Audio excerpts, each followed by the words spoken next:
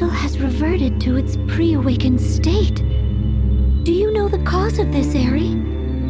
The crystals have never been awakened before, so I'm new at this too. But you are a Crystal Fairy, right?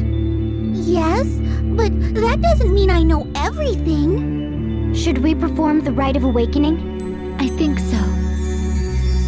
Wait, something lurks nearby. That's Rusalka, the purveyor of doom! So the creature is back as well. We'll just have to defeat them again!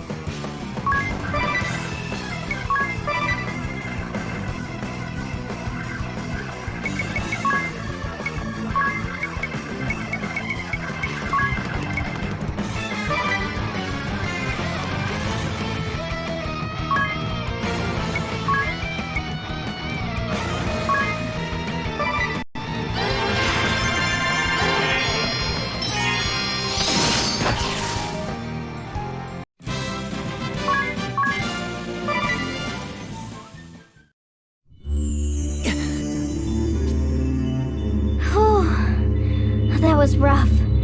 I don't remember that being as hard last time. I thought the same. Hurry up and awaken the crystal before we are beset by more beasts! Of course. I'm ready. I know you've done this 4 times already, but do you have any questions? Time to get started, Agnes. Yes.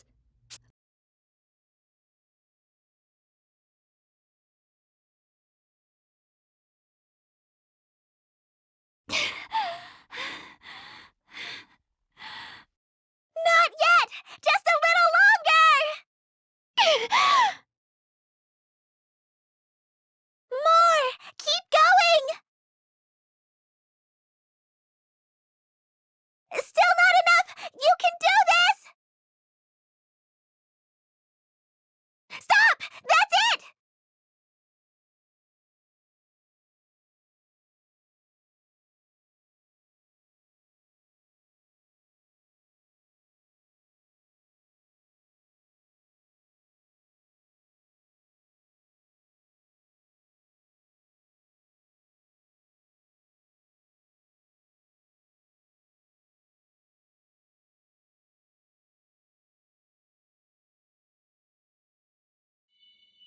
You did it! You awakened the crystal! Well done, Agnes! Have you checked your brooch, Jerry? Yes, the water crest is lit. Phew. Good.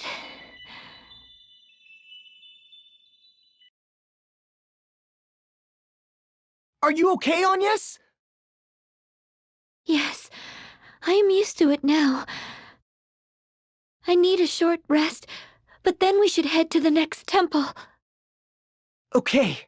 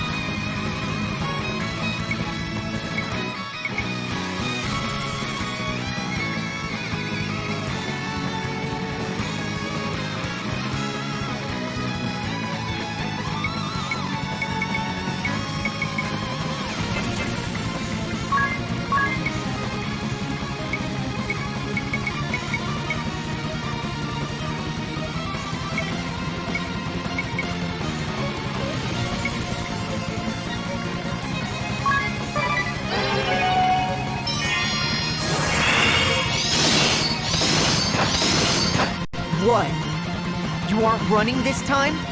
Such a reward is worth taking a few risks. I must earn my keep by holding up my end of the bargain.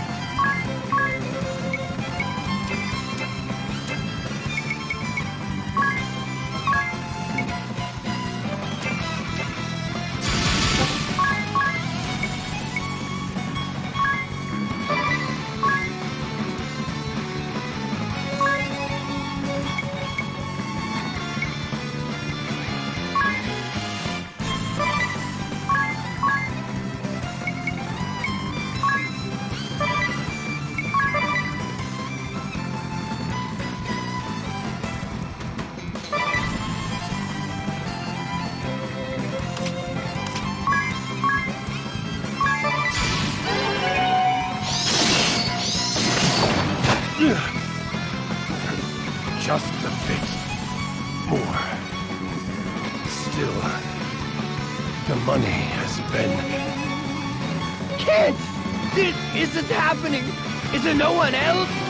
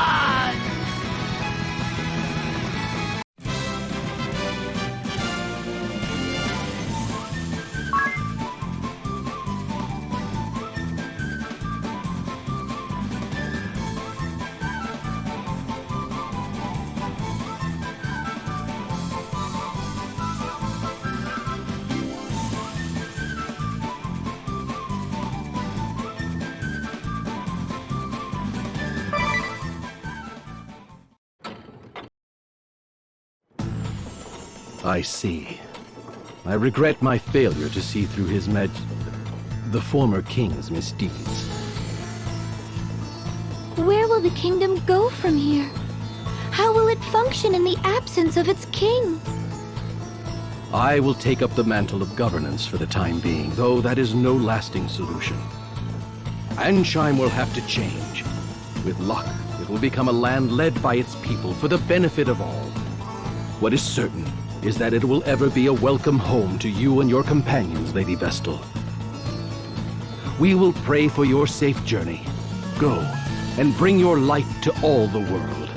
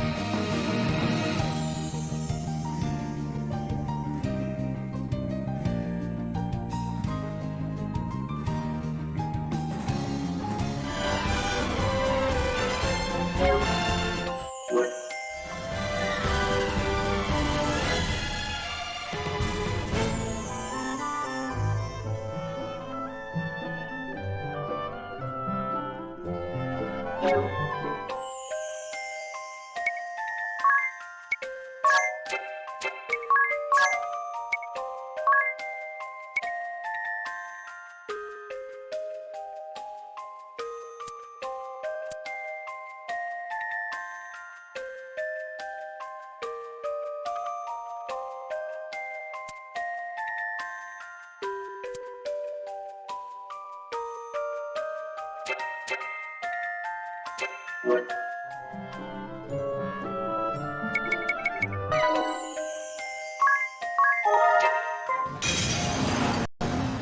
comes!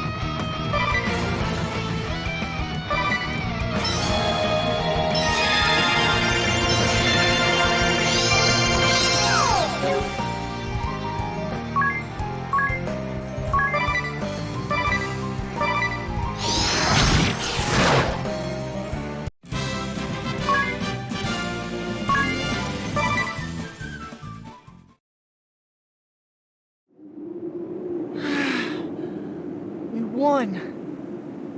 Why, you have mastered my contrivance and defeated its guardian. Very well. I shall grant you the Wind Keystone. All right, 3 more to go.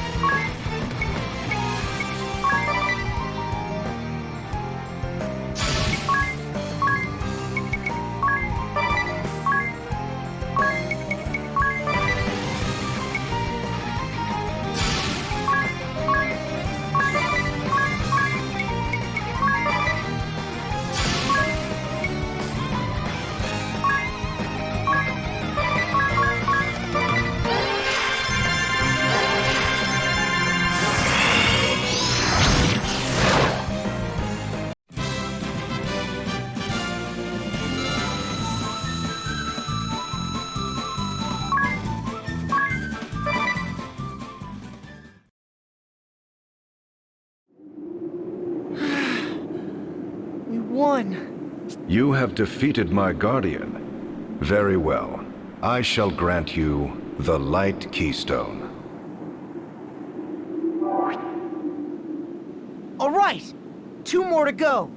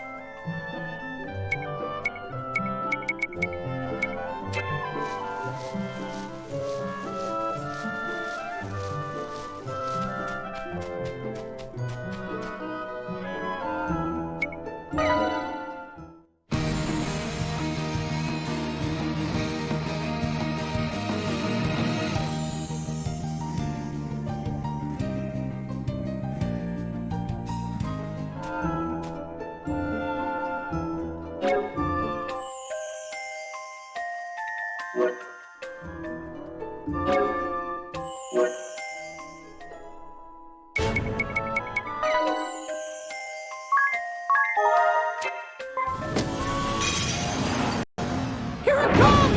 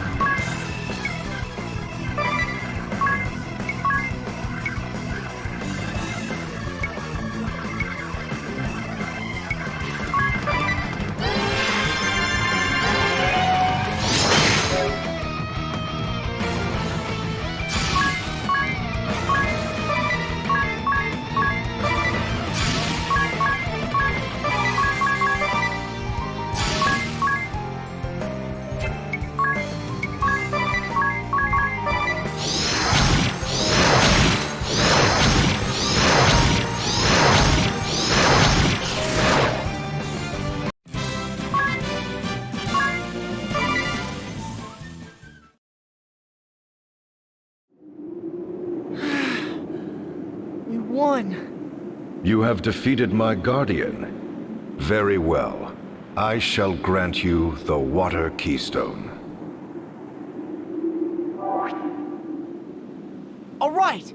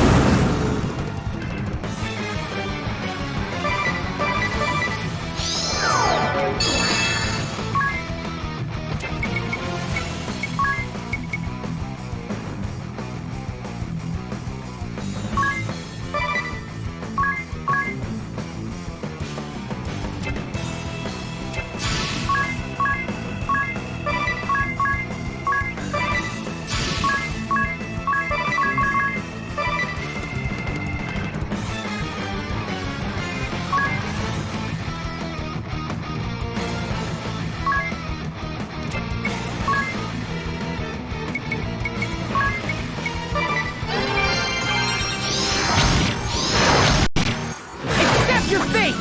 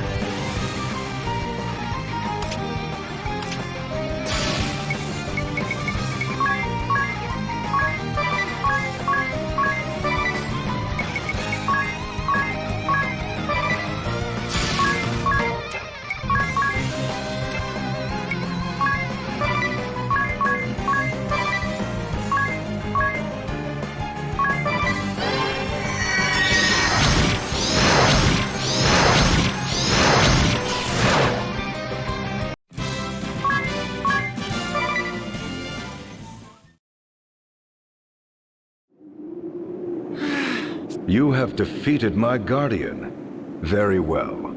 I shall grant you the Dark Keystone. All right! We have them all now! Let's return to Vampire Castle with haste!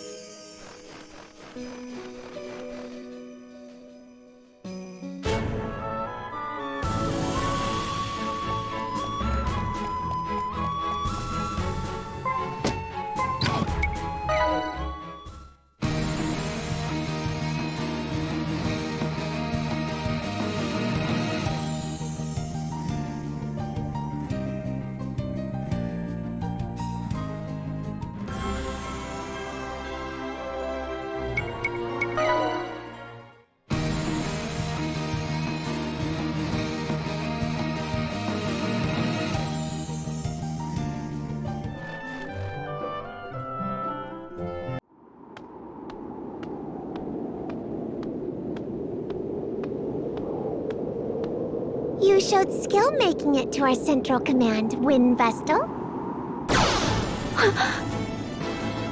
But unfortunately for you, you won't get any further if I can help it.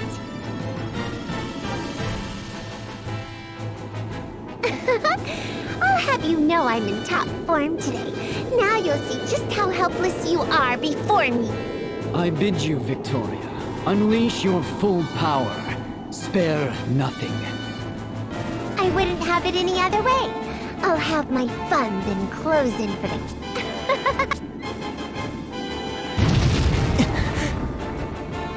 Flee if you can, wretches. Off you go!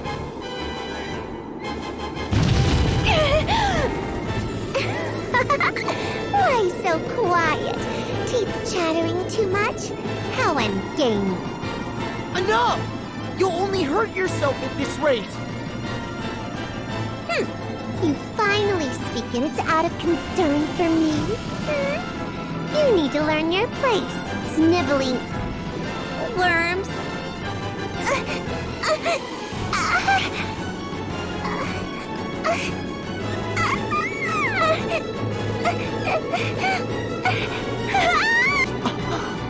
It happened! Victoria! Victor, I can't breathe. Alas, you have grown more unstable than I had feared. We must seek treatment at once.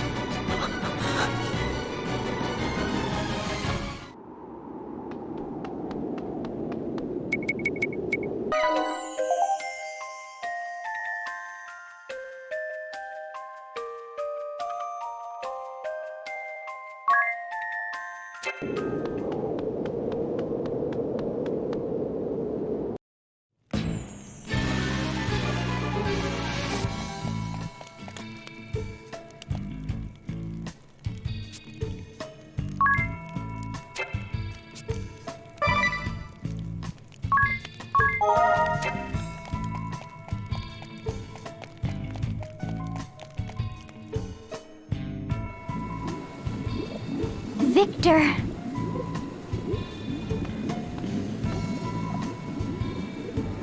Silence, if you please. She would likely perish if we were to disturb her now. It's happening again. Again? What do you mean?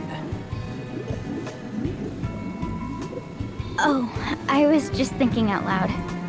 Allow me to tell you a story, if I may. Once upon a time, though she was taken in and raised by the Orthodoxy soon after her birth. This is new. She simply waited upon her inevitable demise, all the while gasping in pain and despair. Then, a chance meeting changed her life. On death's door and abandoned, she was found by the Grand Marshal, who wandered the lands after renouncing the Orthodoxy himself. He took her to Juliana, nursed her to health, then brought her to this realm for treatment. My father did this?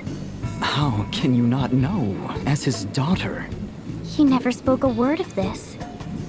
Were it not for his lordship, her fragile life would have soon been snuffed out. I was pulled from my studies on the Earth Crystal to treat her. With the help of my father, who studied the amplification of white magic, she survived. But the treatment was not yet perfected, and she was left with terrible side effects. She suffers from periodic fits, which cause her body to writhe in pain. Her dread of these fits eventually caused her to lose all control over her emotions. But perhaps the most significant side effect was the cessation of her physical growth. Since my father and I began her treatment here, she has always had the childlike form you see. If she is in such pain, how can you force her to use her powers? I do not need you to tell me that. After the death of my father, I took over his research and have poured my heart into healing her body. But I could not relieve her agony, no matter how I tried. Each time her tiny form is racked with pain, I ask myself, knowing the result, would I still have intervened as I did? But ever is my answer the same.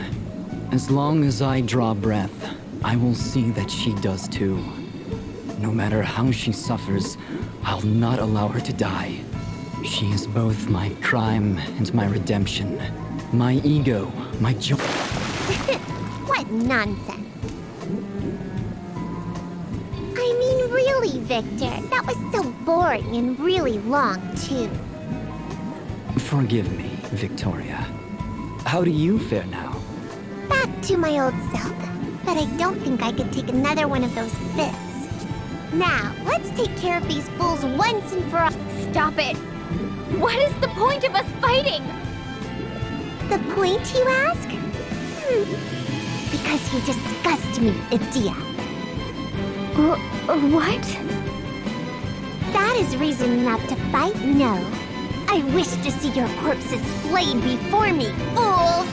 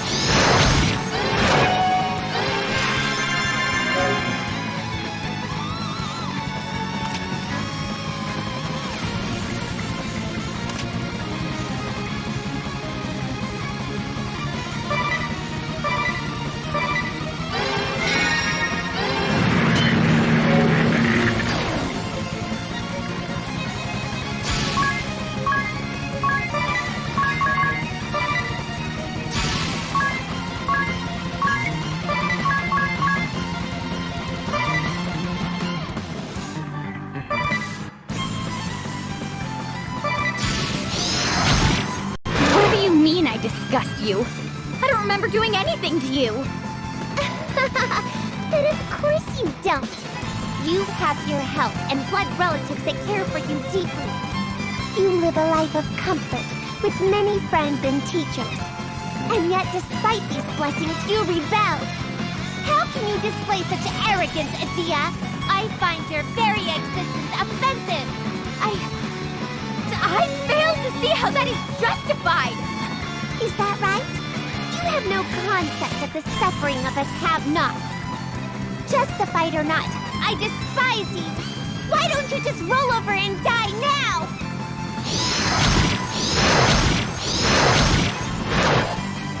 Victor, where are you? I cannot see. Victoria! Victoria!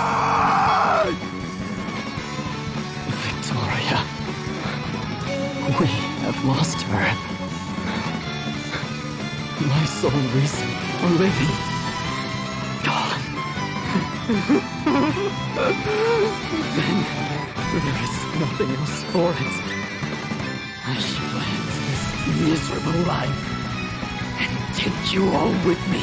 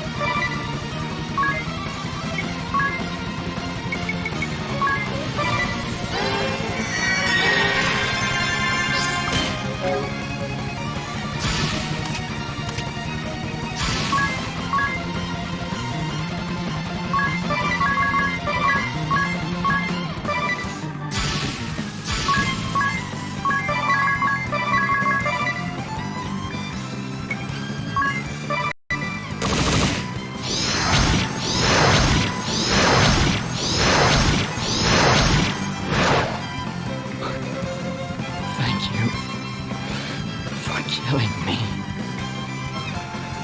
Now, Victoria and I shall be together for eternity.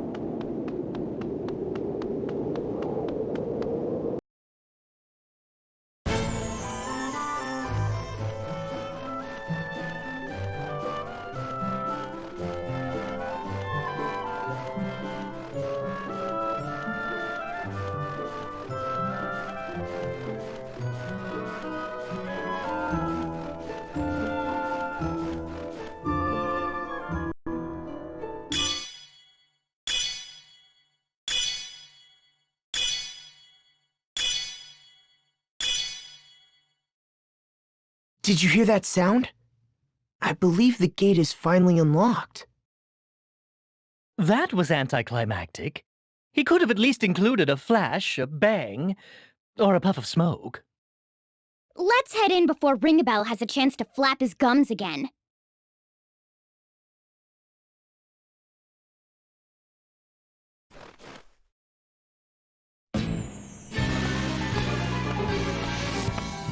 It's freezing in here! Even colder than it is outside! Look at all those paintings. Did we just stumble into an art gallery? They all have a sort of forlorn look to them.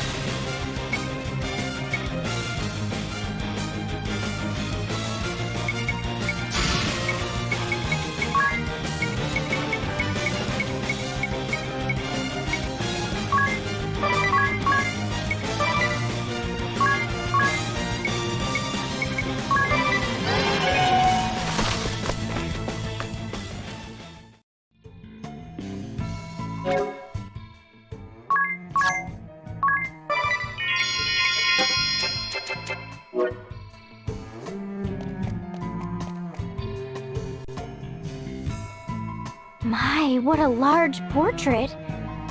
Is that Lord DeRosso? His wife was sure an attractive one. Oh, and it says something under the painting. Lester, eldest son of the House of DeRosso, future clergyman of the Crystal Adventists and cardinal of the Crystal Orthodoxy, born in the land of Eternia on a cold winter's day. So, that's his mother, not his beautiful young wife. And that little baby is Lord DeRosso. Clergyman? Of the Crystal Adventists?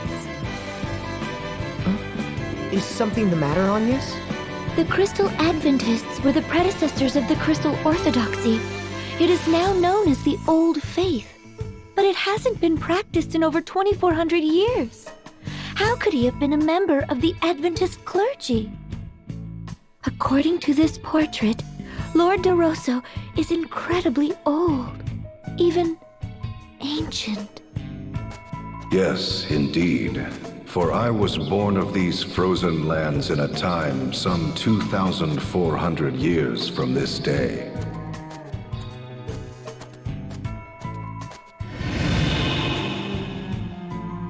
And this portrait? I was but an infant, as you can see. This is a reproduction, however. The original was lost long ago to fire. And what of the part that reads, Clergyman of the Crystal Adventists and Cardinal of the Crystal Orthodoxy? Yes. As Wind Vestal, you would be expected to take interest in such matters.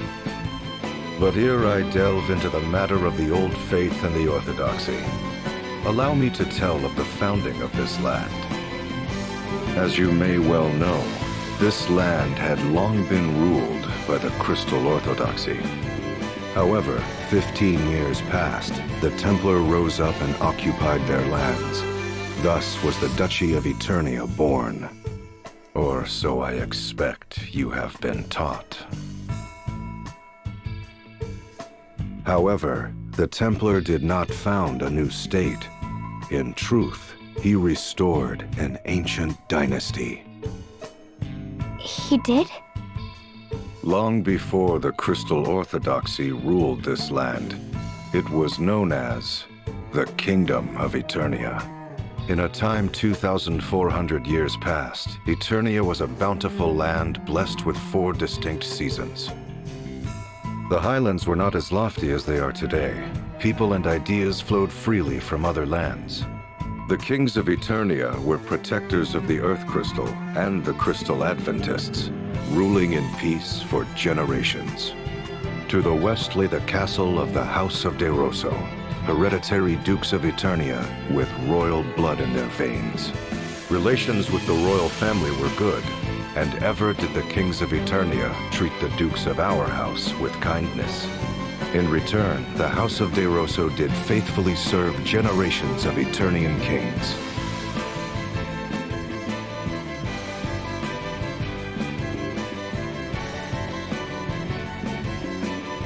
A family portrait? Little did he know of the approaching maelstrom. Such tragedy that we could not possibly fathom.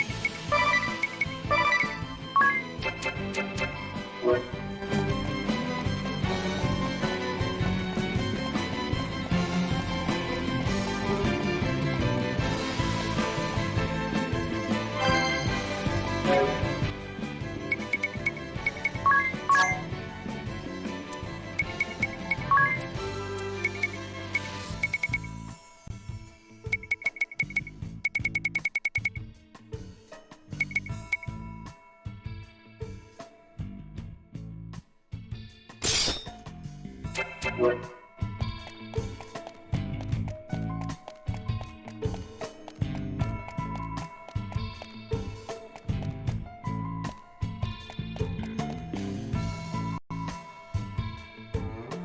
magnificent vestments. This must be none other than Lord De Rosso. 'Tis a portrait of my ordainment as Cardinal of the Orthodoxy. I was as yet... No, let us move on to other matters. I was born of the House of De Rosso, hereditary Dukes of Eternia. Blessed was my youth. My parents showered affection upon me, and I was beloved by the people. And the king bestowed favor upon me as well.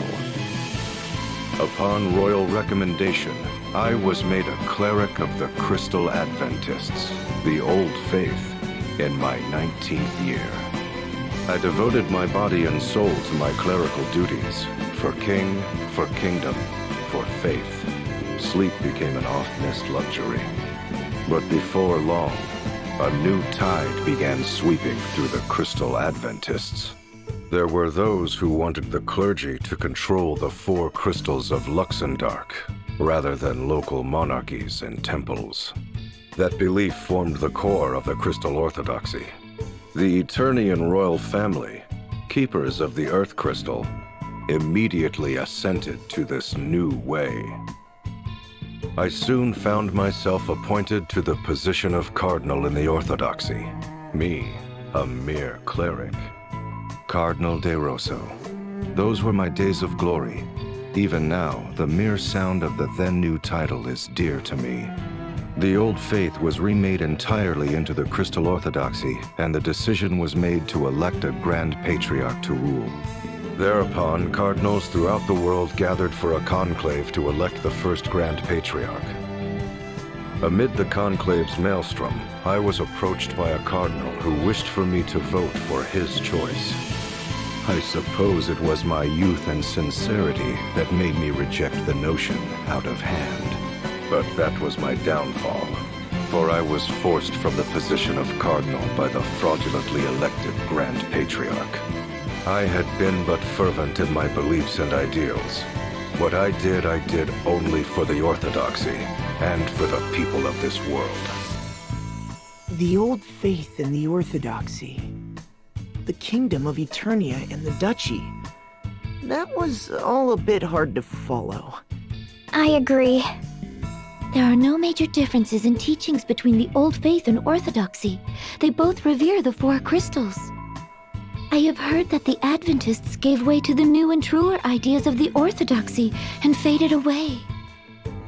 No wonder the old faith was abandoned.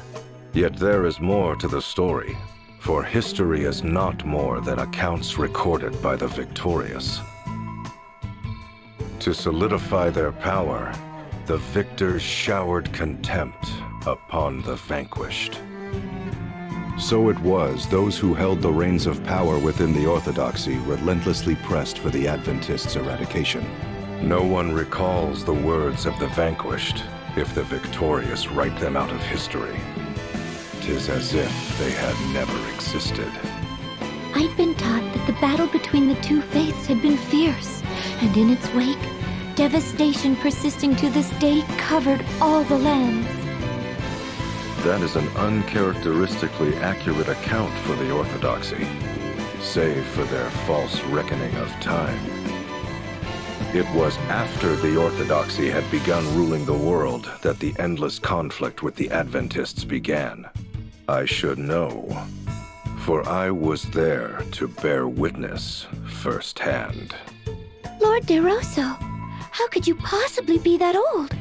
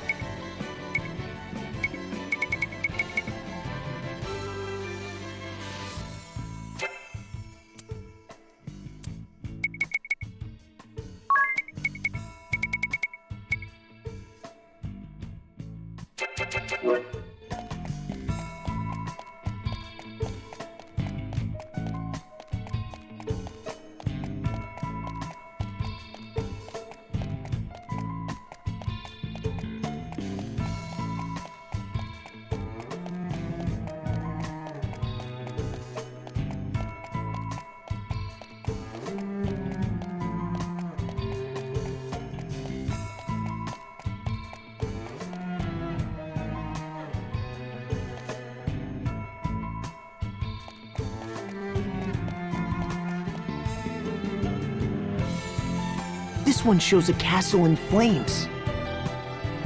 A large army surrounds it. It looks as if it could fall at any moment. Is this not this very castle? See, this is the western corridor right here. There's another castle burning in the distance. It's near where Eternian's central command is today. So then, that's the Orthodoxy's head temple in flames? Nay, the distant castle in flames belonged to the King of Eternia, and the castle in the fore. 'Tis the abode of my family, the House of De Rosso. But why? Why would such a terrible thing?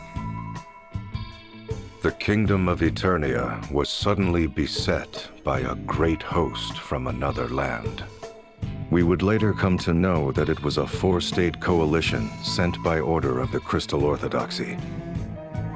They had been told the King of Eternia sought a return to Adventism and was arming for war against the Orthodoxy. The Grand Patriarchy used this fiction to order a great muster of forces from across the lands. Alas, I failed to heed the many warning signs. I rejected the scheming Cardinal's choice for Grand Patriarch. But he succeeded in luring votes from other factions, and his became the ruling faction of the Grand Patriarchy. It was they who wished to establish Crystal Orthodoxy as the uncontested world religion. Under their orders, the castle of the Eternian King was besieged. It fell in mere weeks. Before long, the great host was at the gates of our castle, and my father lay brutally murdered. The water supply was poisoned, and the Orthodoxy's forces drew an ironclad ring around the castle. By then, the castle sheltered not but the elderly, the young, the wounded. There was no hope of resistance. I was forced to sue for peace, even offering my own mother as hostage per their demands. Yet that failed to break the siege. The commoners who had placed their faith in my family and me slowly starved to death. It was then that a letter arrived from a man. That man was the Cardinal, who had sought to influence my vote. The Fiend was now the officer in charge of the attack. He wrote that he would not accept my surrender. Such was the hatred he bore for me. Such hatred that he was willing to let countless innocents die. My mother had been murdered. Our castle was consumed in flames. That is the painting you see here. How could the Orthodoxy do such a thing? This all reminds me of what happened during the Great Plague. Indeed. Perhaps the Templar and I are not so very different. To be betrayed by what you believe in. To have your family and those you protect murdered. Though we do not see eye to eye, perhaps it is a shared sorrow that binds us.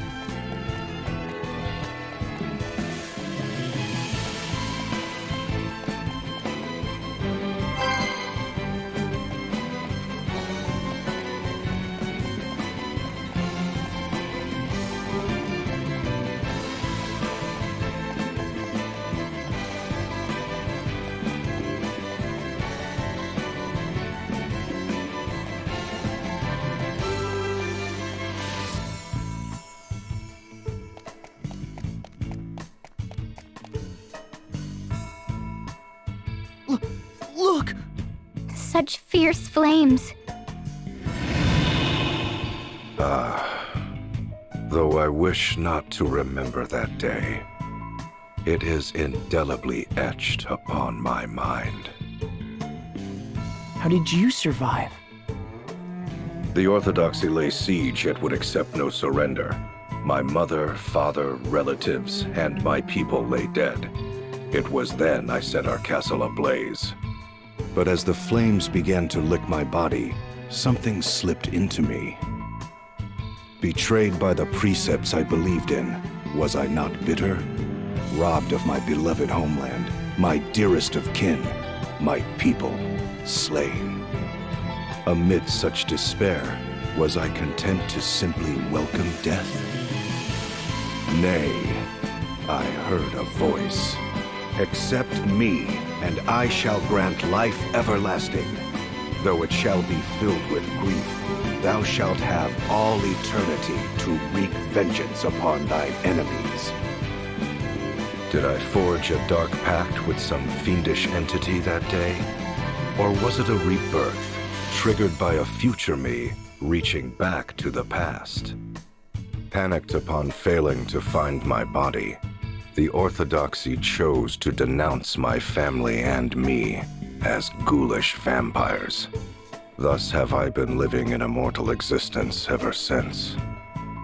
Then the name Vampire Castle is... A lie that has been perpetrated by the Orthodoxy for some 2,400 years. Though it is true I am immortal, I am no vampire. I find the smell of blood too revolting to ever drink it. Having said that, I have done naught to quell the rumors. In truth, I endeavored to embellish them. My ability to transform myself into a bat and grow these fangs are the fruits of many years. Long, long years of effort. Tell me, O Vestal of the Wind, what does the Crystal Orthodoxy have to say about the passing of the first Grand Patriarch? He chose the second Grand Patriarch and prayed for peace and the well-being of the faithful as he passed peacefully from this world. Passed peacefully from this world, you say? I know the truth to be far different. What do you mean?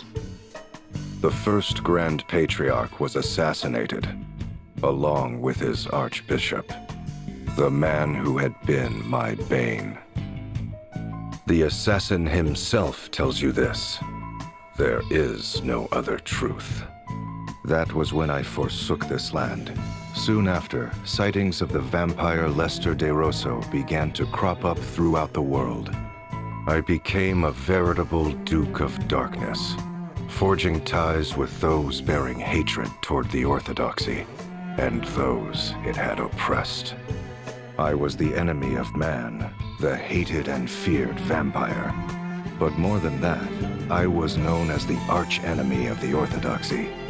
And after some 500 years, a fateful encounter with one whom you all know well.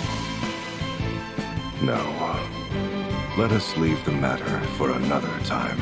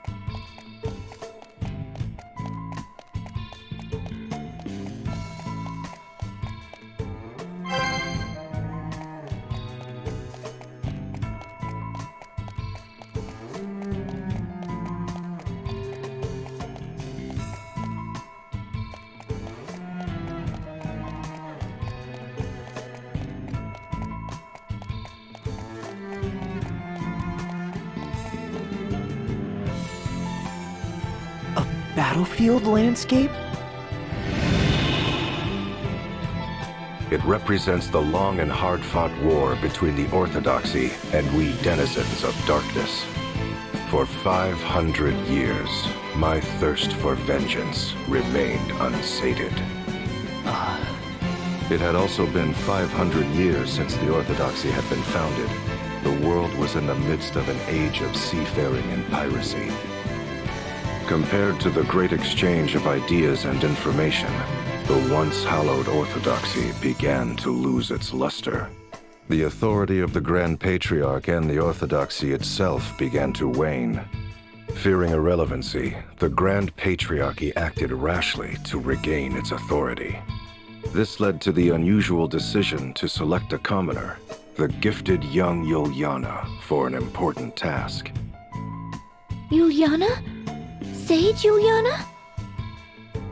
Yes, indeed. At age 20, the young Yuliana became High Inquisitor of the Crystal Orthodoxy. It's hard to believe he ever was young. It was no laughing matter, for there was no one more skilled at rooting out enemies of the faith than he. The shadowy ones, those who had been working against the Orthodoxy, were crushed by the host he led. In the several decades that saw him age, I cannot count the number of times we have crossed swords, he and I. In the great battle waged on the Karka Plain, the might of our clashing forces rent the very earth into a vast rift. You mean the rift under Ison Bridge? In the battle at the foot of Mount Fragmentum, our armies smoked the mountain to its very roots. So that's how that ravine was created. And in the battle fought on the Harina Plain, the once fertile earth was reduced to desolation. The loss of that fertile plain is believed to have ushered in the downfall of the Harina dynasty. To think any sort of battle could change the face of the earth so. We fought our final battle 1800 years ago on the Norende Heights in the land of Kaldisla. The Norende Heights? That's where the Great Chasm opened up! In the end, Yuliana, High Inquisitor of the Crystal Orthodoxy, utterly defeated me. Lord De Rosso, leader of the Shadows. You were defeated? But you're here with us today! Yes, well, there was more to that final battle than meets the eye. You see, I ceded the glory of victory to young Yuliana that day. I say young in my reckoning, for he was already 100 then. Yuliana returned triumphantly to Eternia with what he claimed to be my remains. What he brought them was not human. And when the Templar attacked the head temple 15 years past, it is said they found my tomb deep underground. Ever dreading the darkness and my return, the Orthodoxy kept those duplicitous remains under arcane seal for over 1,000 years. 'Tis a tale replete with irony, is it not?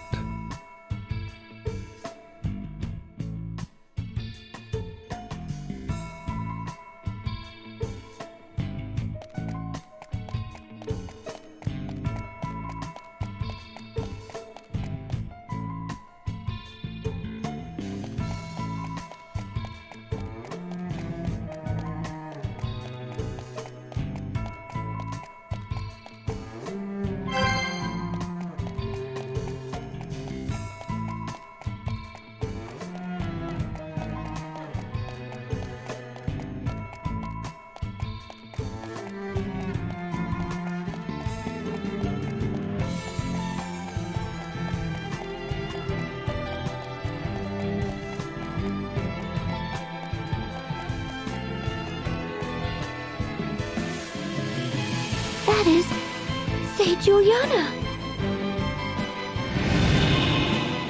Yes, indeed.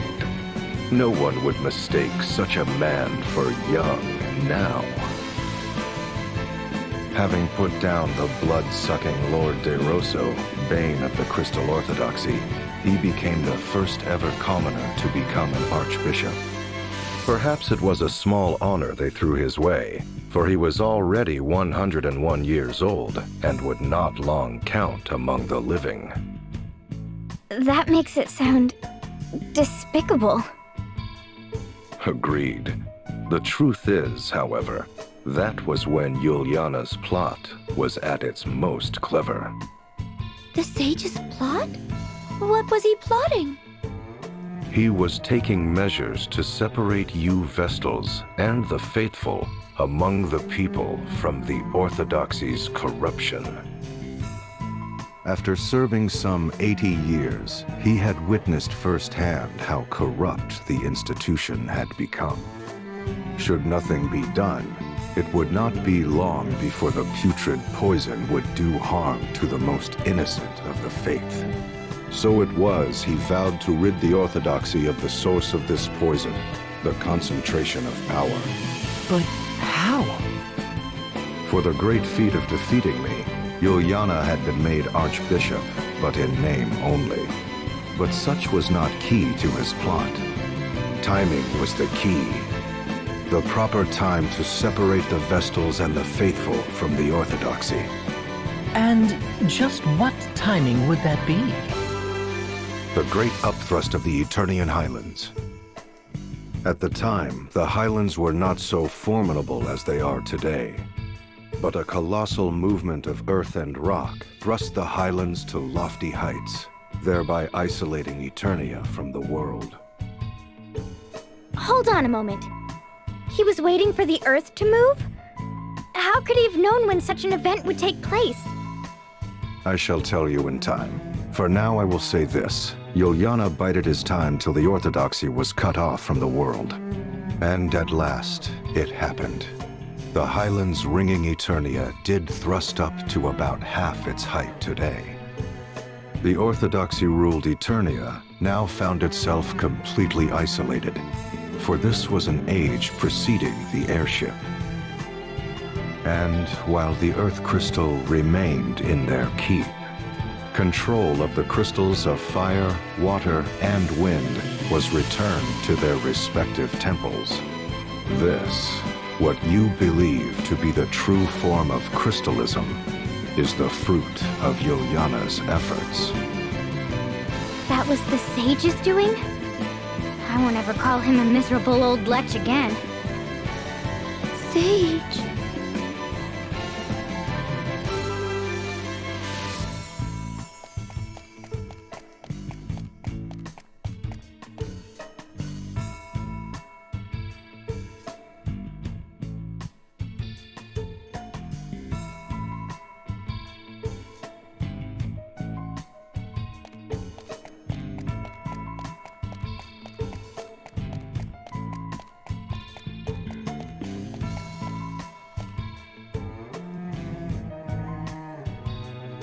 What is that glowing jewel-like object? I could swear I've seen something like that before. I believe you have seen a similar sight countless times. It is known as an asterisk. An asterisk? As in those objects we possess? Yes, indeed. The second stage in Yuliana's plot against the Orthodoxy's authority was to deprive them of the power to grant vocations. Grant vocations? I'm afraid I don't follow. Before Yuliana intervened, special approval was required to change vocations within the Crystal Orthodoxy. In this way, the institution grew rich through fat profits they called alms. Oh, so the Orthodoxy cornered the job market and the fees to participate therein. In layman's terms, yes. But Yuliana exposed this fact before the reigning Grand Patriarch.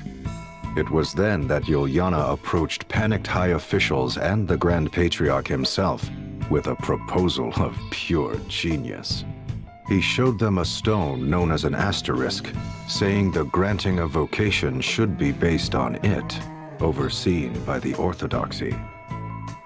Those who sought such vocations would apply to the Orthodoxy and pay a fair price. Anyone with the means to pay could thus learn a new job. That's no different from the old system where people had to pay alms. No different indeed. But the Grand Patriarch and his officials had not but the material profits of the Orthodoxy in mind.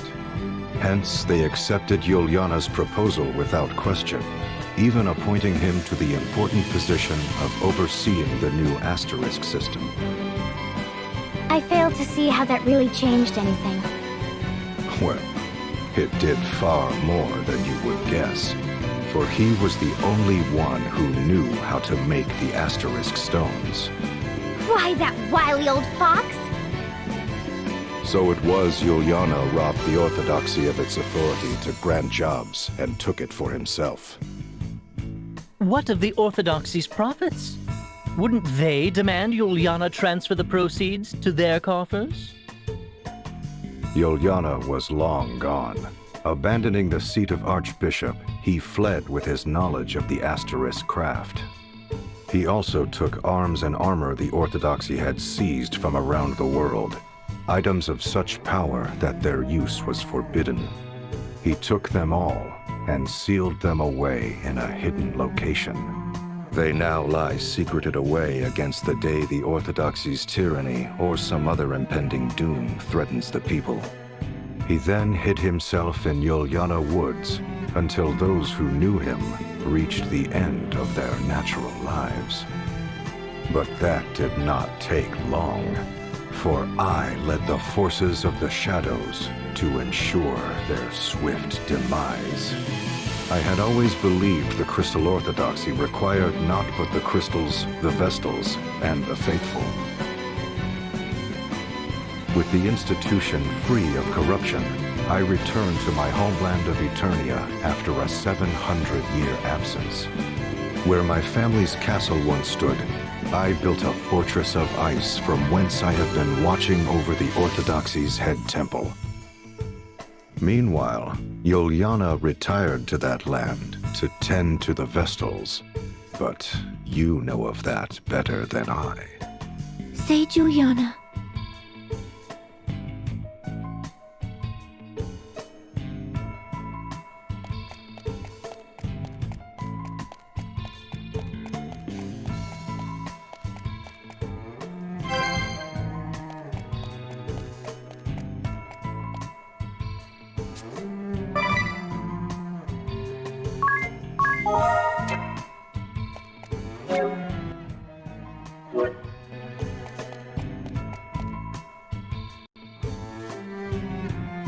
I commend you for making it this far. Oh, no more paintings? The final painting lies beyond this throne. I shall reveal it to you if you defeat me in battle. What? The last test is a test of strength. I shall only reveal the painting to those whom I deem worthy. One might also say that there is no need for those who are unworthy to lay their eyes upon it. But be forewarned, I am a formidable foe. I trust you are well prepared.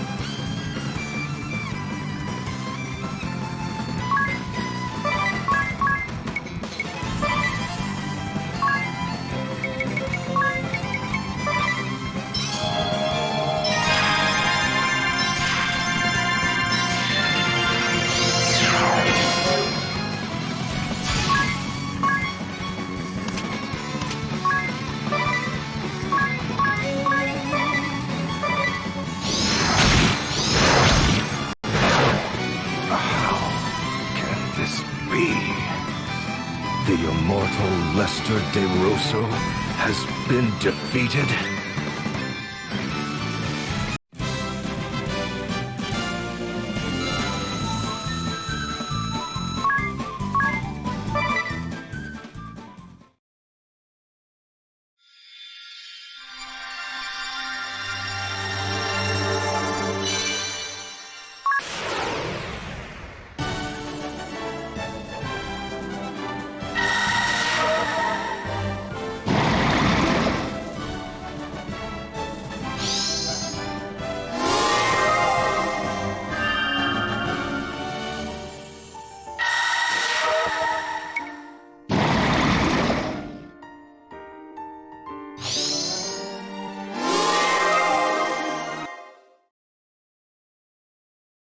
I am a man of my word. Behold the final painting.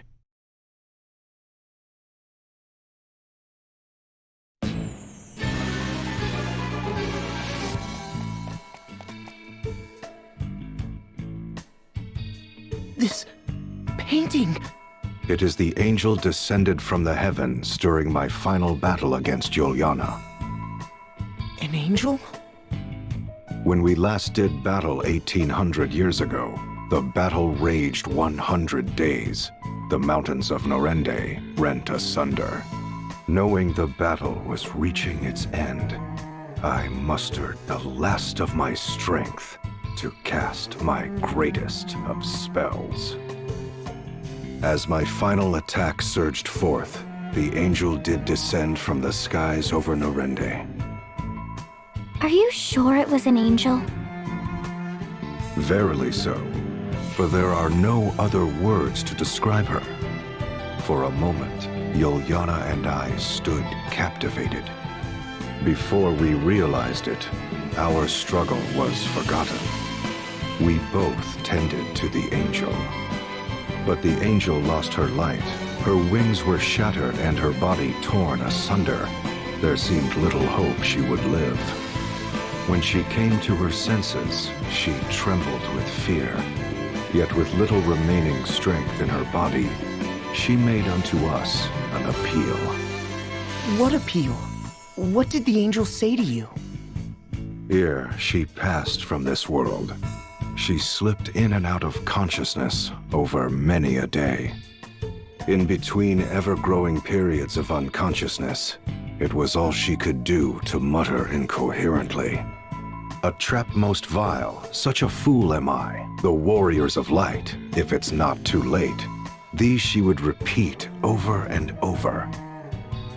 When she did come to her senses, she would speak of the calamity that had befallen her. She spoke of how Luxendark was on the brink of doom, and spoke with precision of the events that has heralded its coming.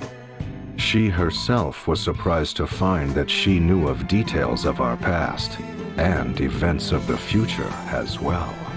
The struggle between the old faith and orthodoxy, the tragedy that would befall my family, my immortality, even events of the distant future. The distant future? Yes, for the angel spoke of events that have not come to pass even now. Events that await you in your future. She told of a bringer of evil who would appear in the guise of one friendly to the Vestals and seduce them into unleashing chaos in the name of awakening the crystals. This evil one would destroy Luxendark by piercing the boundary that protects this world, and the opening of a great rift that sunders the earth shall herald its coming. The Great Chasm! The angel told of many other omens ere the great chasm would open. The light of earth shall raise up the north, and a deathly plague shall cover all the lands. Then shall a great rift rend the earth. She then entrusted me with a certain task, one that only an immortal such as I could fulfill. What sort of task could only an immortal fulfill? That I cannot say, for she swore me to secrecy. But thereupon she quietly passed from this world. For 3 days and 3 nights, my former mortal enemy Yuliana and I spoke of what had transpired. Ultimately, we vowed to join forces to prepare for the coming doom of which the angel had foretold.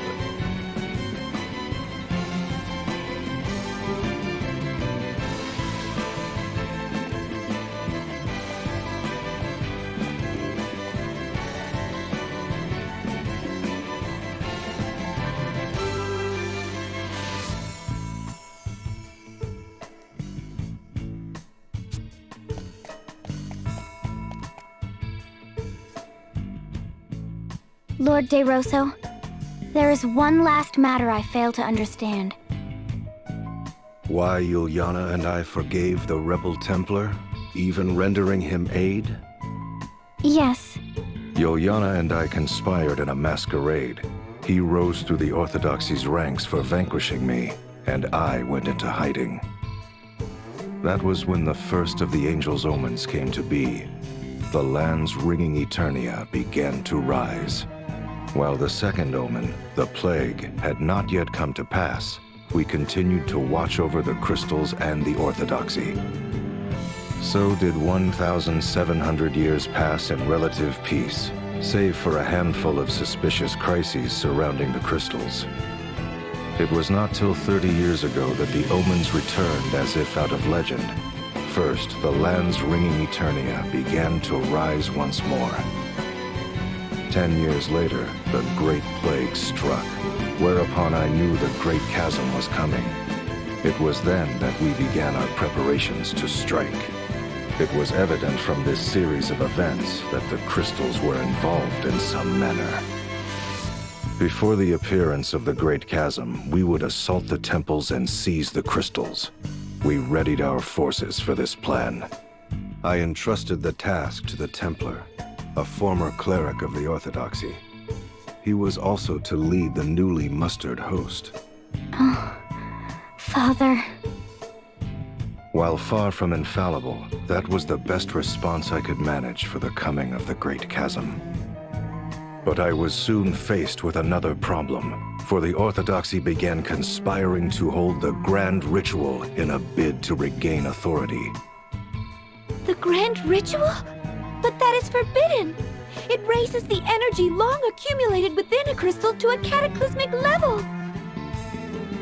Indeed, and the Templar feared the heavy toll it would exact upon the crystal. He counseled us to dispatch our forces to the head temple with the greatest of haste. Were we to overlook the Grand Ritual and focus upon the coming Great Chasm? Or was the ritual the event that would bring upon the chasm? To wait or attack? The Templar and I could not agree, and so it was. He alone decided to lead a great host against the head temple and the Temple of the Crystal. That is why my father did what he did? As I have said before, the Templar is not the sort to send troops into battle over private matters, be they concerned with his wife or not. We threw our backing behind the Templar-led forces. Forever did we believe in his tireless resolve and action. And though the one we backed is the one you have defeated, that is perhaps but a small link in the great chain of events of which the angel foretold.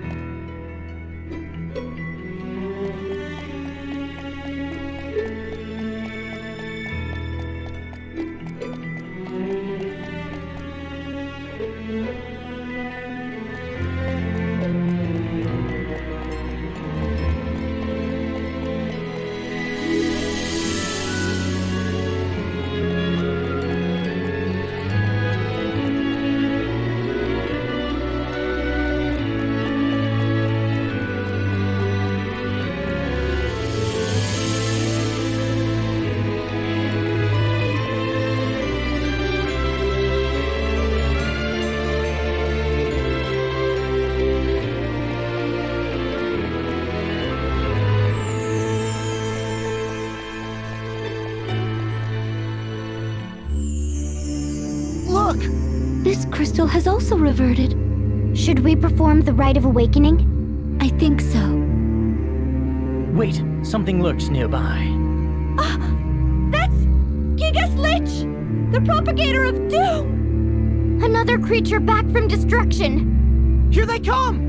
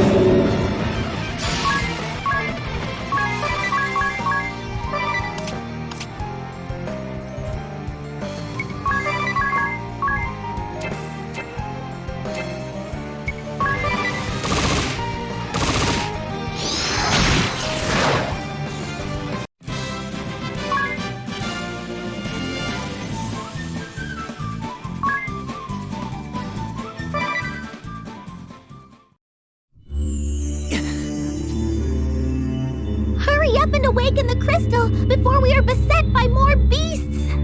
Of course. I'm ready, Eri. I'm sure you have the hang of it, but if there's time to get started... Yes.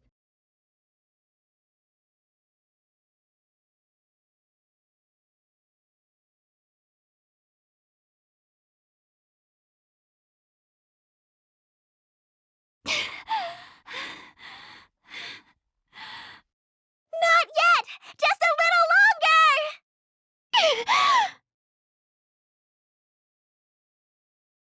More! Keep going!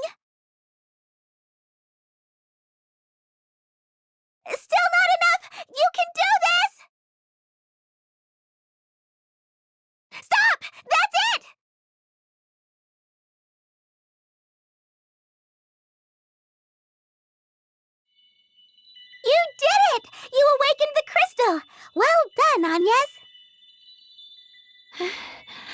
Have you checked your brooch, Jerry? Yes, the Earth crest is lit. Phew. Good.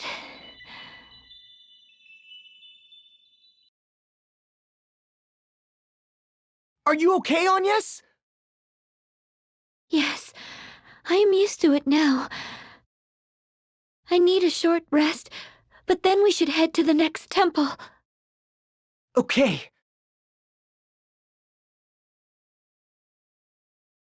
Oh, look at your Vestal garb, Agnes. It's all threadbare. Huh? Oh, what should we do? It has seen a lot of use of late. Let's go and ask the sage to repair it.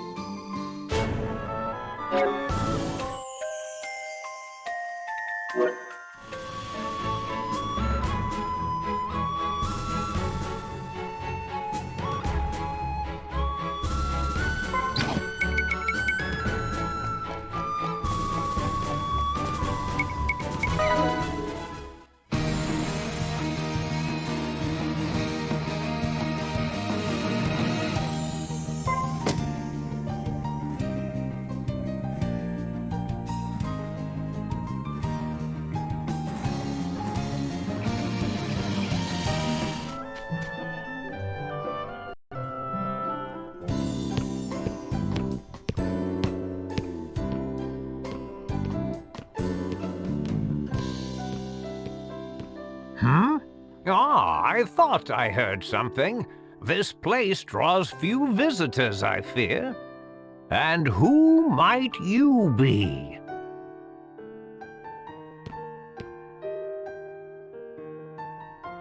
I am Agnes Oblige, Vestal of the Wind. Ho, little Agnes, is it? My, how you have grown, child. You were scarce more than a little sprout when your predecessor brought you here. Now look at you, a fine woman you've become. Why the long face? If there is anything this feeble old man can do for you, name it. He hasn't changed a bit. Sage, Agnes's Vestal garb has become threadbare. Oh, her Vestal garb, you say? Let me take a closer look.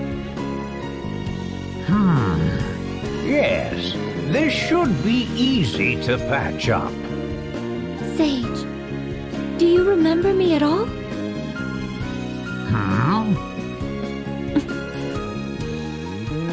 Yes, I remember you well. This is the third time, after all.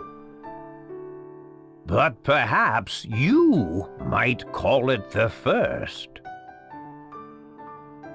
Still, I remember you all too well. The third time? What do you... Of course. Let me put it this way. Which world are you from, Agnes? What? Well, you'd better come inside. Now then, I was about to pour some tea for us, but I fear this may not be the time for sitting quietly with a hot brew. Sage. Are you aware I was a founder of the organization that became the Duchy of Eternia? Yes. Then you know of Lord De Rosso?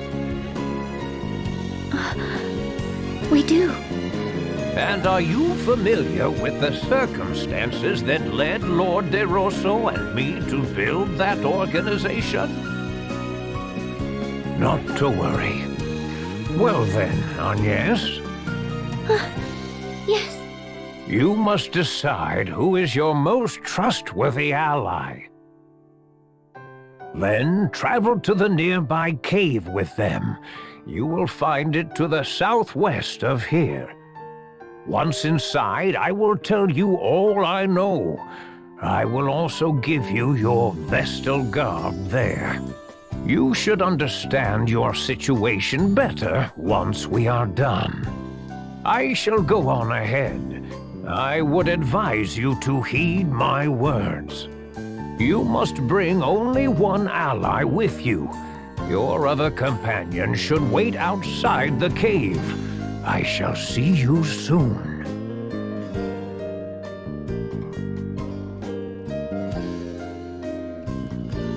It seems the sage knows something of our predicament. But why can only two of us go? Who knows what that old man is thinking?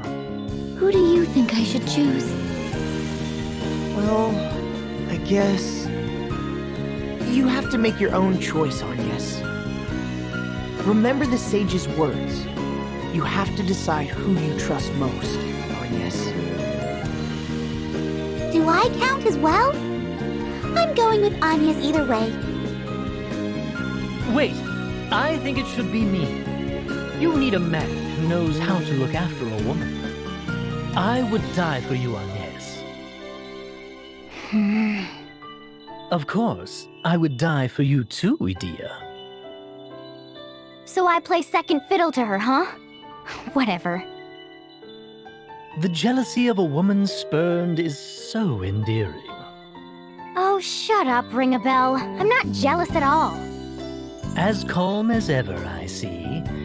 It would have been nice to see you blush, at least. What am I to do? Like I said, just make the decision yourself, Agnes. What? Nothing. Can I see you outside, Tiz? Huh? Oh, sure. Hey, don't mess up, lover boy. What? Stop giving me a hard time. What about me?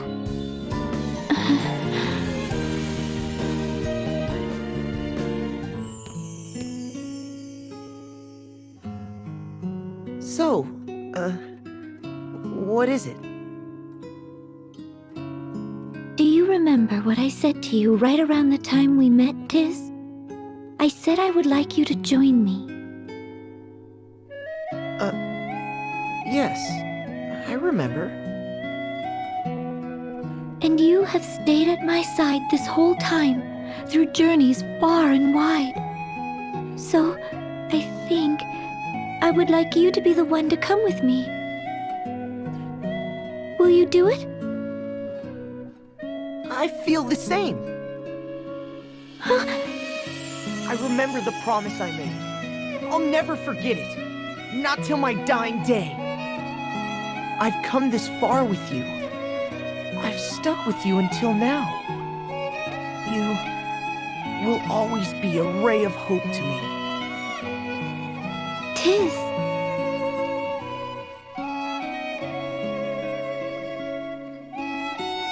So, I guess what I'm trying to say is...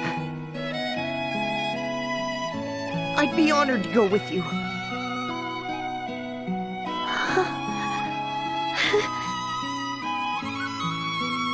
Thank you. It seems I have come to trust you more than any other since that day.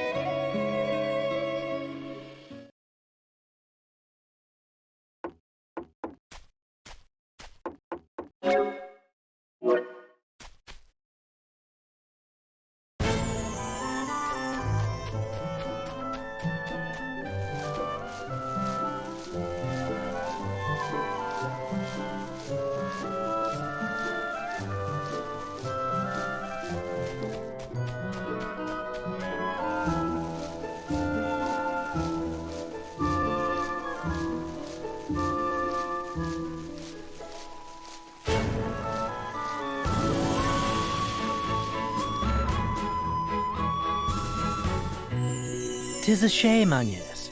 But Tiz has a kind heart, and I know he will take good care of you. That I guarantee. Tiz, I am counting on you to escort Agnes with the utmost care. I don't think he needs any advice from you, Ring-a-Bell. It's not fair! I thought I was your perfect partner, Agnes! And now you're leaving me behind? How could you? After all we've been through? I am sorry, Eri. I hope you can understand. Stop acting like a brat and give them a proper seeing off, Eri. Go on, get going already. We'll be back soon. Take your time.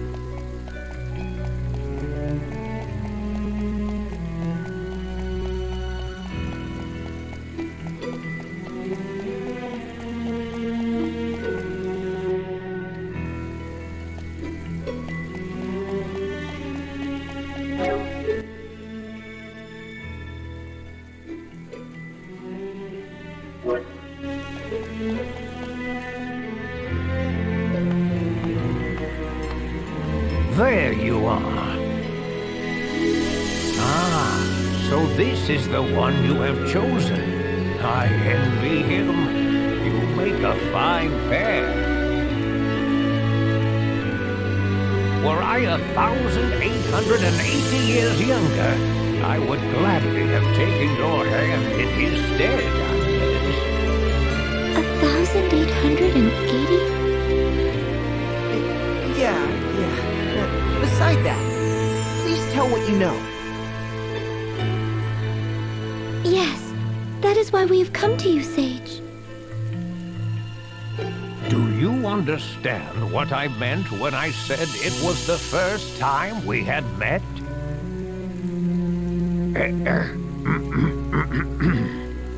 You are not originally of this world. That is why we meet for the first time. Yes. Sage, earlier you said this may be the third time we have come in contact. What did you mean by that? Your only memory of me is when you were brought here by the previous Vestal. Correct, Agnes? That's right. I came with the Mother Vestal and Olivia when I was but a young girl. However, I have met another who looked exactly as you do now. What? It was a very long time ago. More than 1,800 years, in fact. 1,800 years? Just how old are you, Sage? Me? I have lived almost 1,900 years. 1,900 years? No cause for surprise. Lord DeRosso is 500 years my senior. We were once mortal enemies, he and I. I was High Inquisitor of the Crystal Orthodoxy. He was an immortal who led those seeking to thwart us.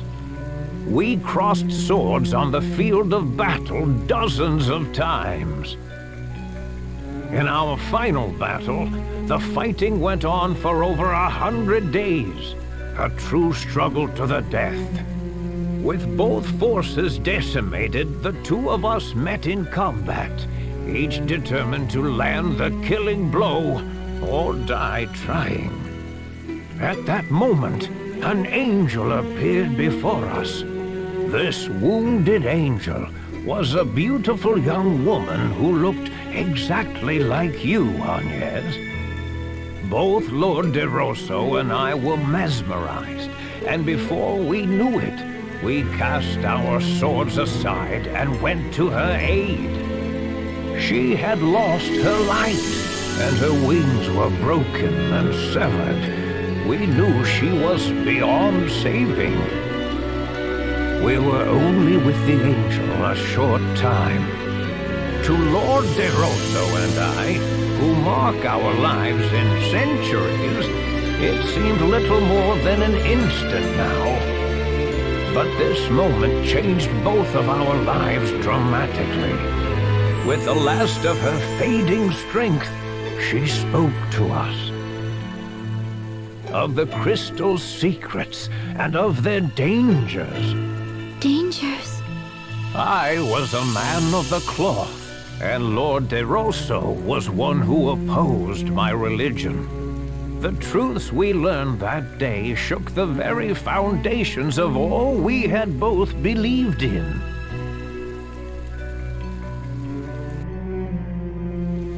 What did the angel tell you? The crystals have existed since well before both the Orthodoxy and the Old Faith.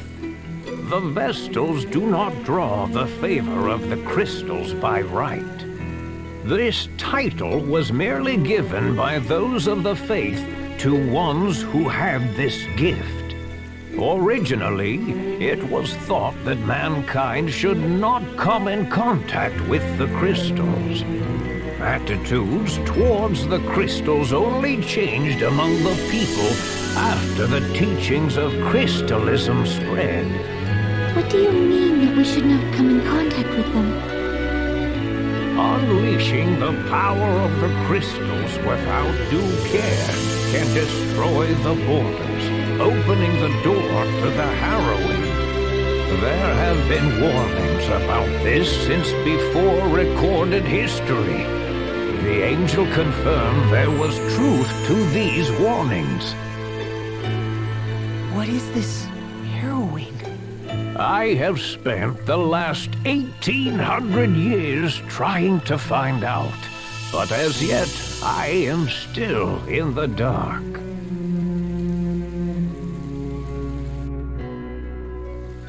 The true nature of the harrowing is shrouded in mystery. Is the great chasm that opened in Kaldisla not the harrowing? The Great Chasm is merely an omen of it. It was one of the events the angel spoke of. I cannot say if the harrowing results from the Great Chasm opening up, drawing in darkness, then spewing it forth, or it may point to the tainting of the seas, the wind stopping, the volcanoes erupting. In a previous world, we awakened the four crystals and calmed the fury of nature. Then we summoned the Holy Pillar to close the Great Chasm. You may have acted in the belief that what you did would help. However, the path you have taken to this point aligns perfectly with the path to the harrowing prophesied by the angel. The path to the harrowing? Do you plan to awaken the crystals again? If so, you would do well to heed what I have said. Always question how the actions you take will affect the world around you. We will. Thank you for hearing me out. It is a remarkable resemblance, Agnes, you and the angel. Speaking with you has brought the memories of 1,800 years ago back as vividly as if they were yesterday. Sage. At this rate, I shall be compelled to clasp you to my breast and plant a kiss upon your lips. I shall now set forth on a journey. You have filled me with the passion of youth for the first time in many years. Why do you look upon me with such a piteous gaze? I may have lived 1,900 years, but I am not ready to lay down and die yet. You two youngsters should go back to your friends. Here, I have repaired your Vestal garb.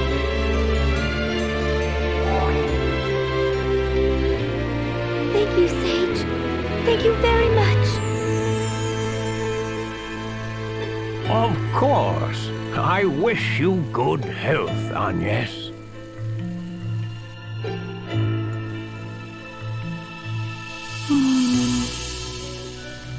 What do you think of the Sage's story, Tiz? To be honest, I'm even more confused than before.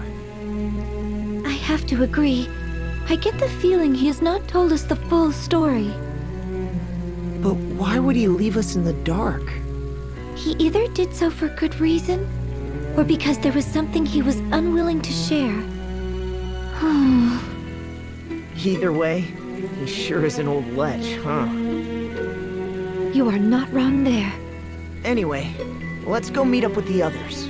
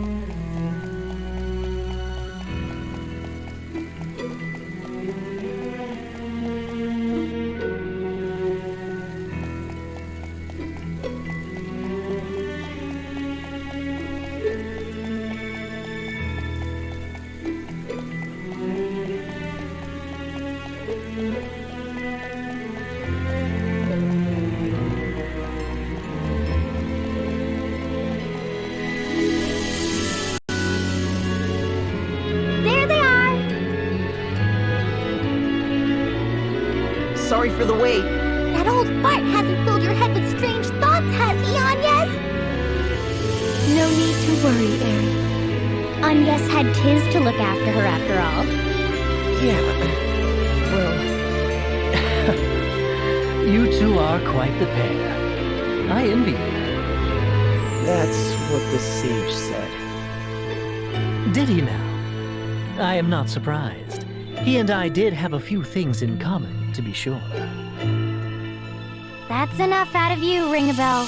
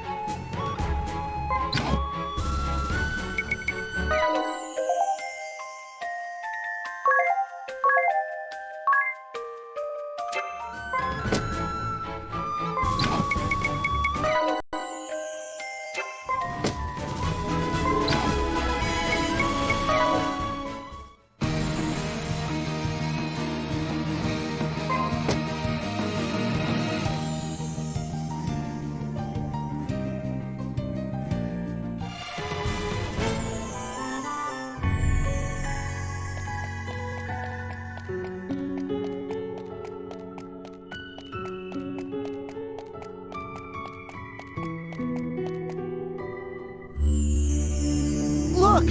This crystal has... Should we perform the rite? I think so. Wait, something lurks. That's Arthros! Another creature back. Here they come!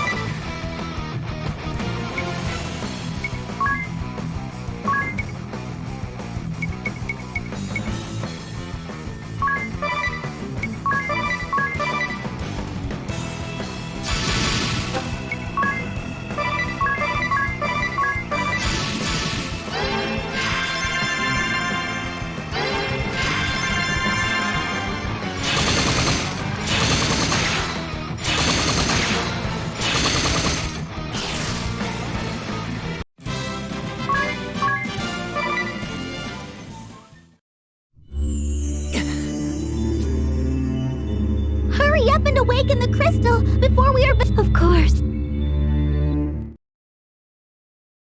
I'm ready, Aerith. I'm sure you have the... Time to get Yes.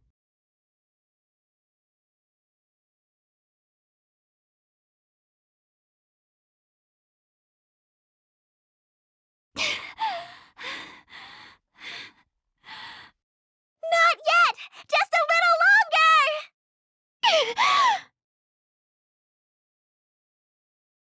More! Keep going!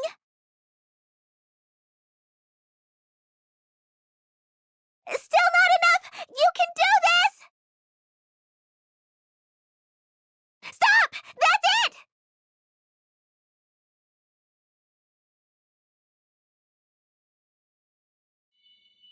You did it! You awakened the crystal! Yes.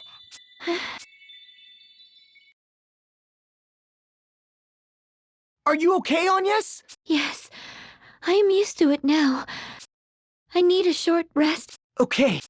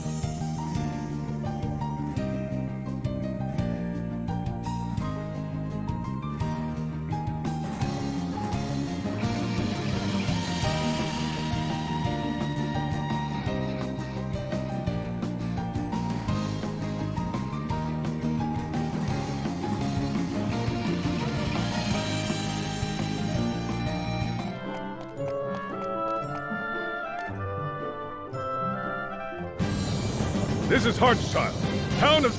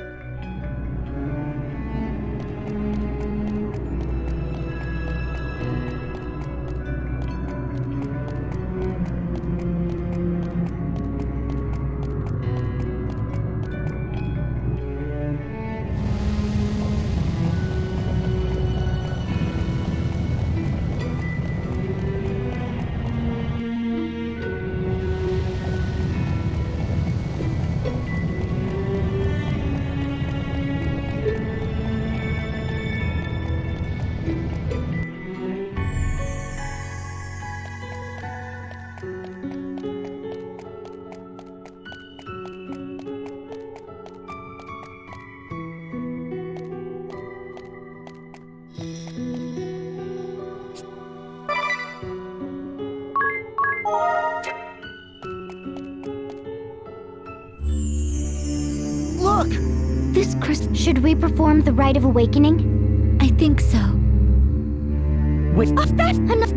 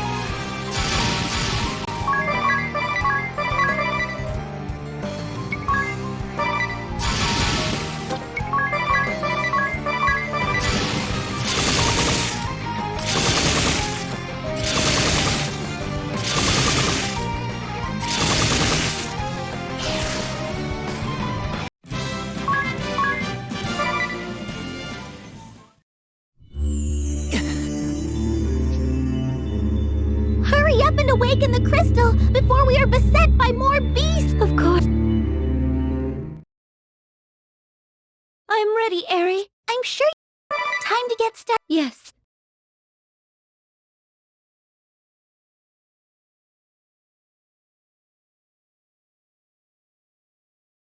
Not yet! Just a little longer!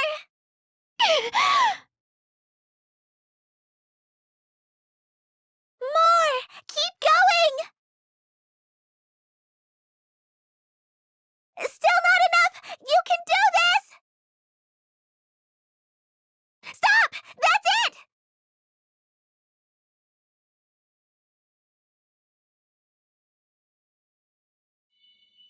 You did it! You awakened the crystal!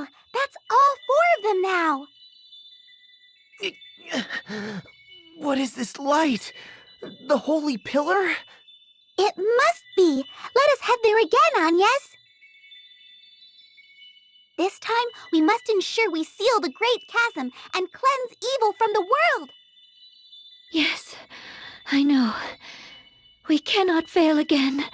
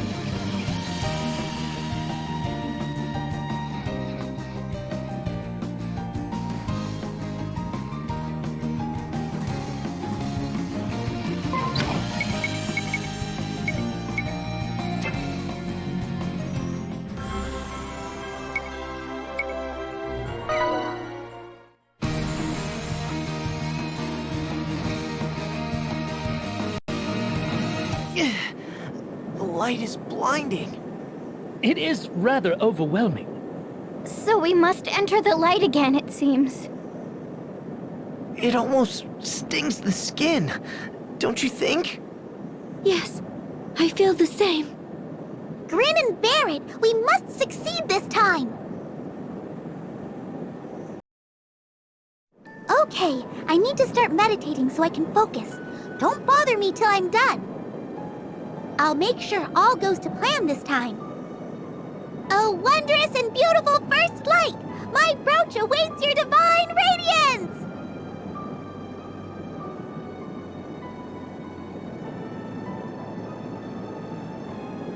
Aerie is really giving it her all. She may feel responsible for things going awry last time. Can you make some notes in your journal, ring a bell? All right, I'll jot down anything that seems important. But I'm not sure how much I can do. Besides the piloting, there is one other problem.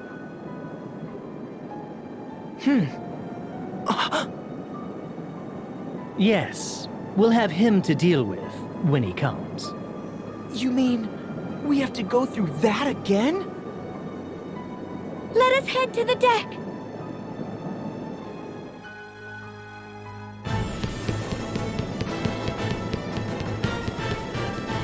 Alternus! Where is she? Who do you mean? Where is that peculiar fairy? You mean Aerie? Aerie? But why? Tell me where she is, now! Just what do you intend to do to her? Slay her, of course! Once she is gone, this will end! Do not try to stop us. How could you betray the Grand Marshal? Your own father! Can you not see the grief you have caused? It is always the same with you. You never listen to me. You and my father have done nothing but stand in my way. When you shattered the Sky Stone on the Echelon, when we entered the Eternian Central Command, you hindered us at every step. How can I understand without a word of explanation? For mercy's sake, tell us the whole story! You... Alternus? Who Who are you? What? You are not Edea. I don't... Oh, it's shaking! You are all trying to deceive me. Stand aside, cowardly fools, or your blood shall soak this dark blade.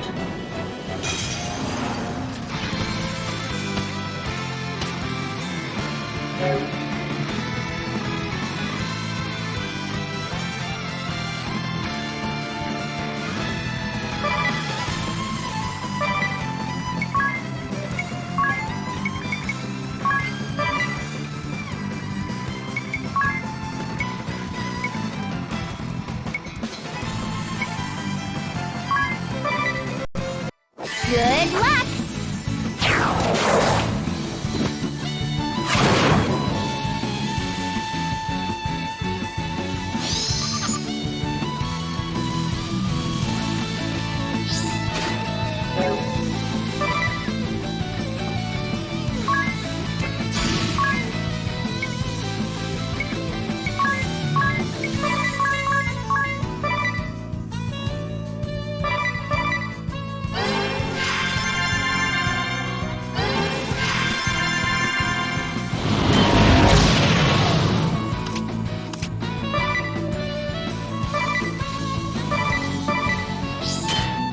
Do you know that Fairy's true objective?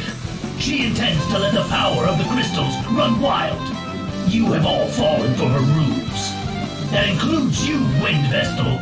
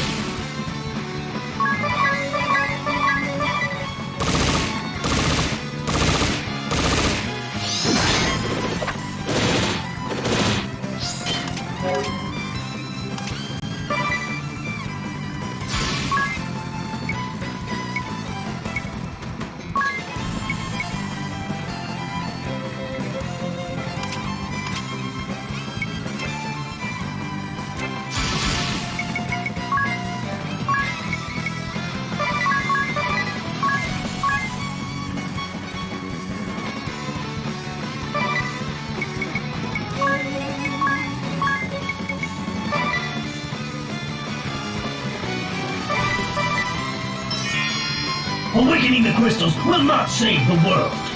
On the contrary, it shall bring the world to ruin. I heard this from the Grand Marshal himself. Our true enemy is not the Wind Vestal, but the Crystal Fairy.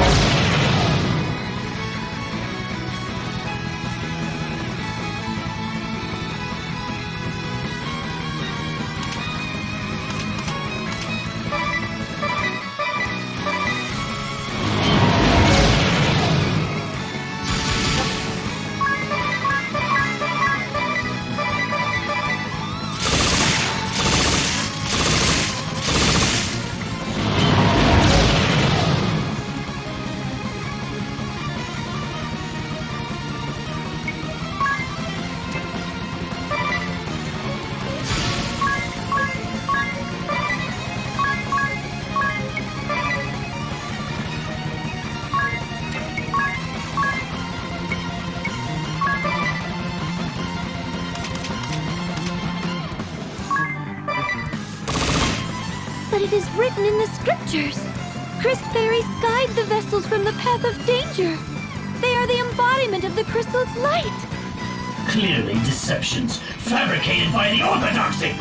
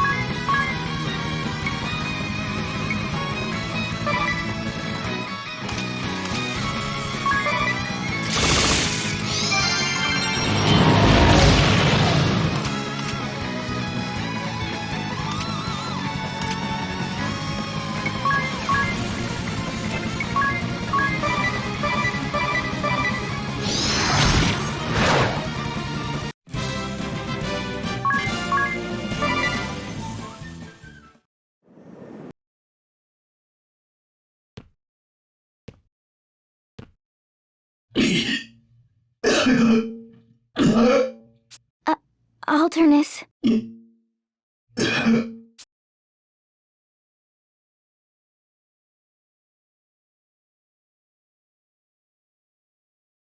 You...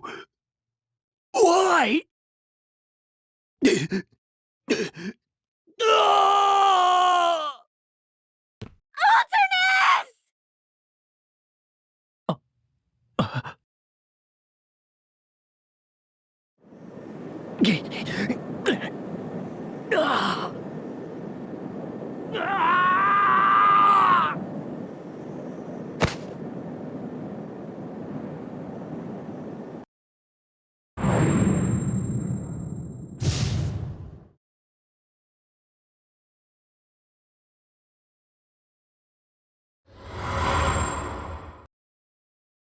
Ring a bell! Hey! Ring a bell!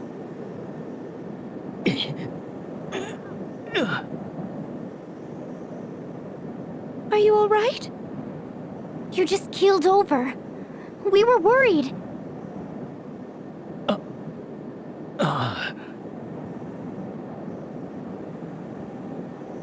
The ship is pitching deep. Can you take the wheel, Ring a bell? Yes, I'm fine. Then let's hurry back to the bridge.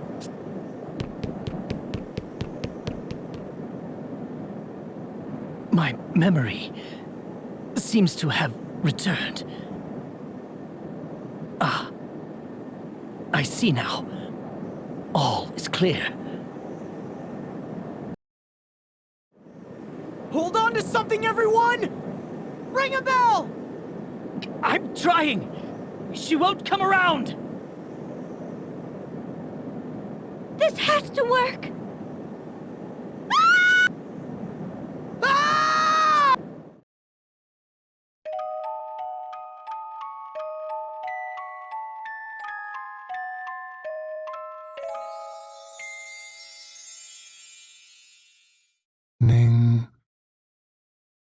Good morning.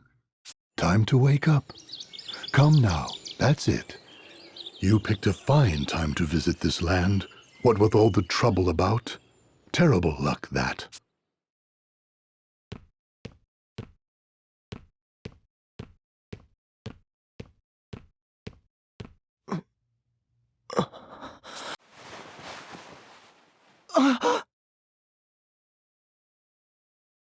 Did we just... Yes, it's happened again. All right, everyone. What's the last thing you remember? We were in Grandship when it plunged into the Holy Pillar, and Ares' brooch began absorbing its light. That's when Alternus attacked, same as the last time. Or was it the time before? That's what I remember, too. And just as in the world before last, my memory stops there. Yeah. Oh, my poor, aching head.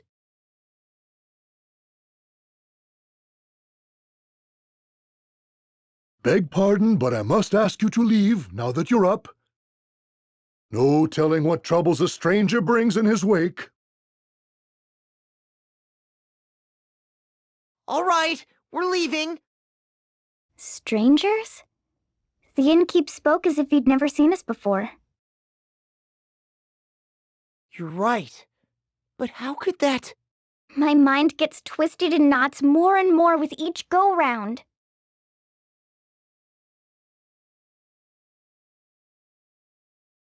Innkeeper, before we go, can I ask what's become of the Great Chasm? Is that what you lot are here about? Well, I'd stay away from there if I were you. They say it swallowed up Norende a week ago. The entire village, mind. Every last one of the poor villagers perished, save one wee lad. Pitiable child, losing his entire family in a day. Word is, he was saved by his elder brother. That's the only reason he survived. Elder brother? Yes, even stayed a spell here. When he left, he mentioned something about rebuilding his village. I don't understand. Ahoy! It's Dad's!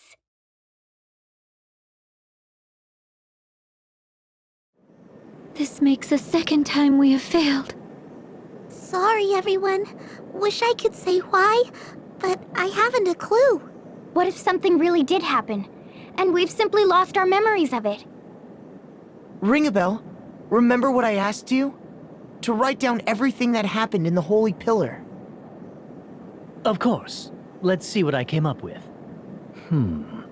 The second Holy Pillar. Eri entered a state of trance. The Dark Knight, Alternus Dim, attacked. As in the previous world. He bore my face. Who or what is he? That's all I have.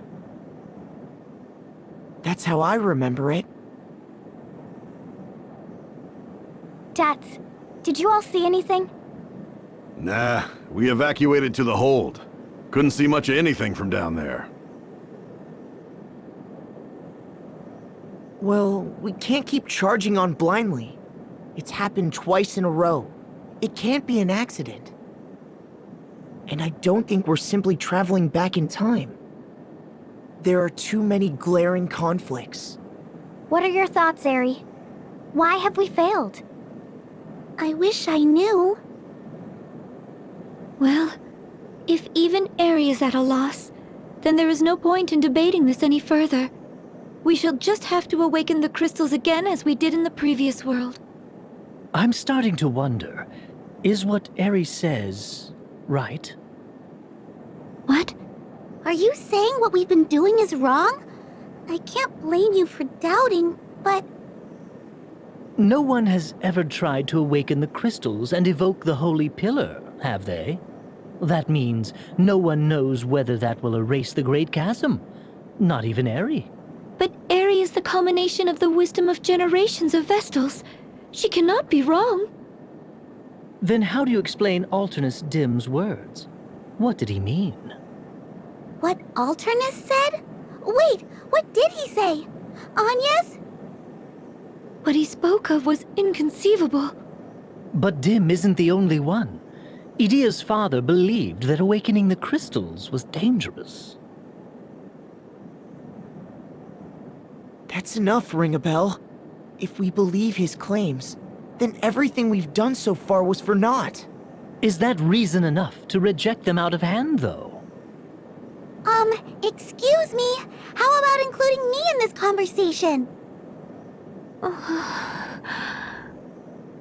Part of my memory came back when I saw Dim's face back in the holy pillar. It did? Yes, but just a tiny fragment. Barely even a coherent thought. It was the number 6. And I saw Edea being slain by a creature I'd never seen before. I just looked on while it happened. Ugh, I'll thank you not to go killing me off in your weird fantasies. I don't... I just don't know. Ring a bell? Are you all right?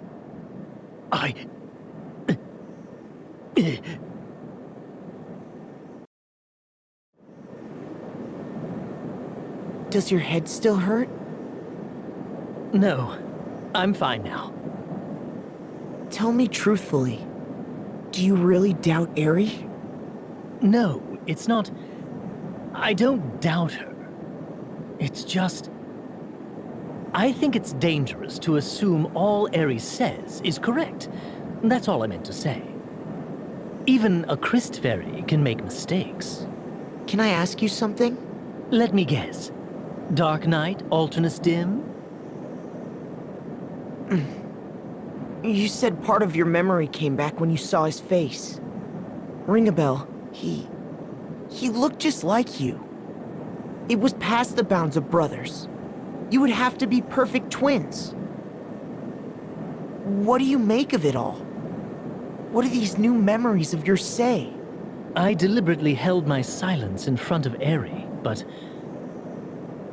I believe we're in a parallel world. A parallel world?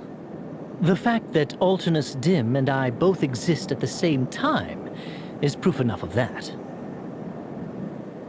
You're not saying...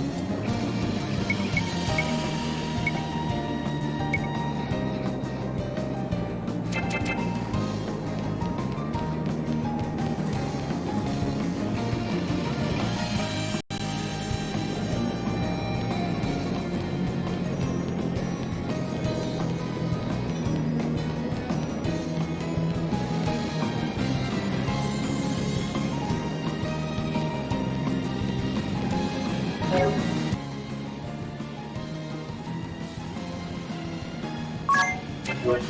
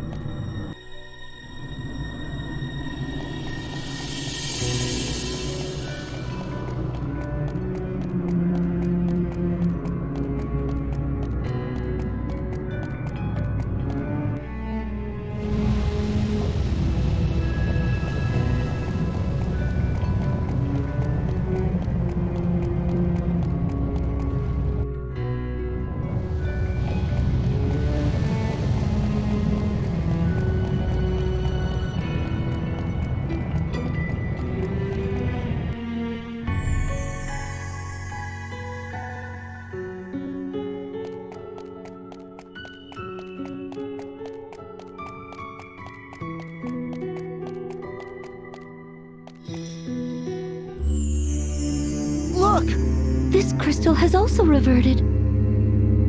Wait, something lurks. Another creature! Here they come!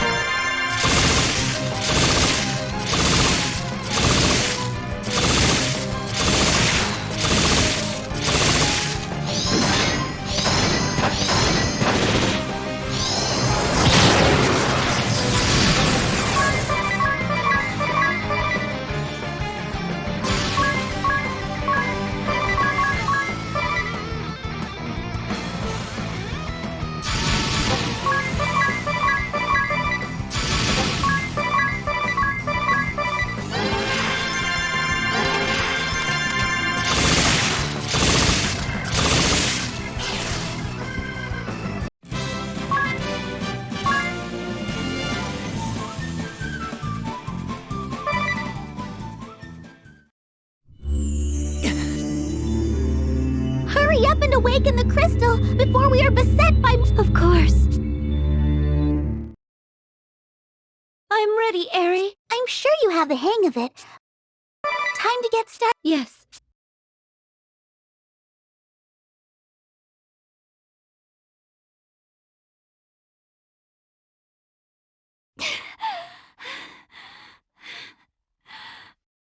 Not yet! Just a little longer!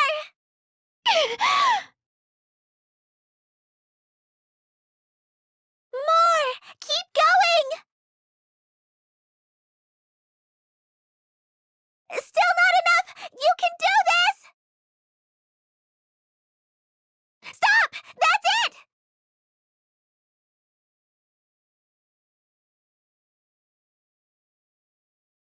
Excellent, Agnes. The fire crystal has been awakened. Are you all right, Agnes? Yes. Thank you. I wonder if it will work this time. I hate not knowing if we're even doing the right thing. Ring a bell. My head. It feels like it's about to...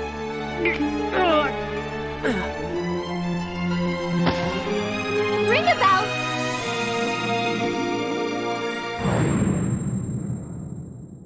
No. No. I told you. This would... Ah!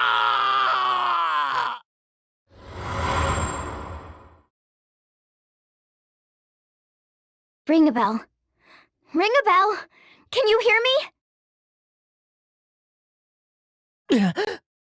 Are you all right? You just collapsed out of nowhere. Are you not feeling well?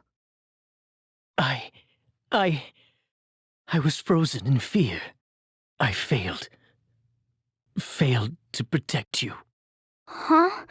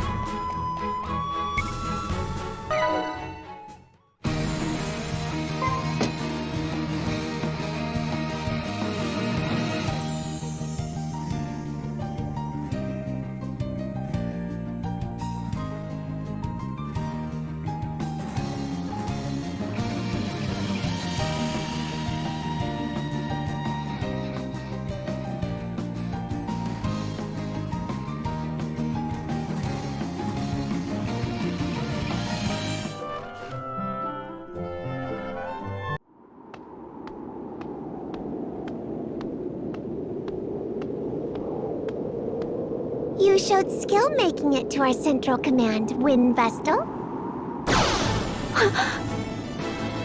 But unfortunately for you, you won't get any further if I can help it.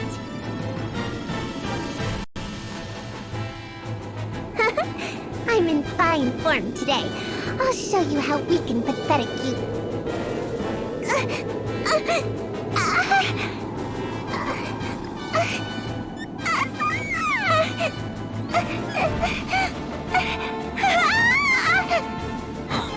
Victoria! Victor! I can't breathe. Alas, you have grown more unstable than I had feared. We must seek treatment at once.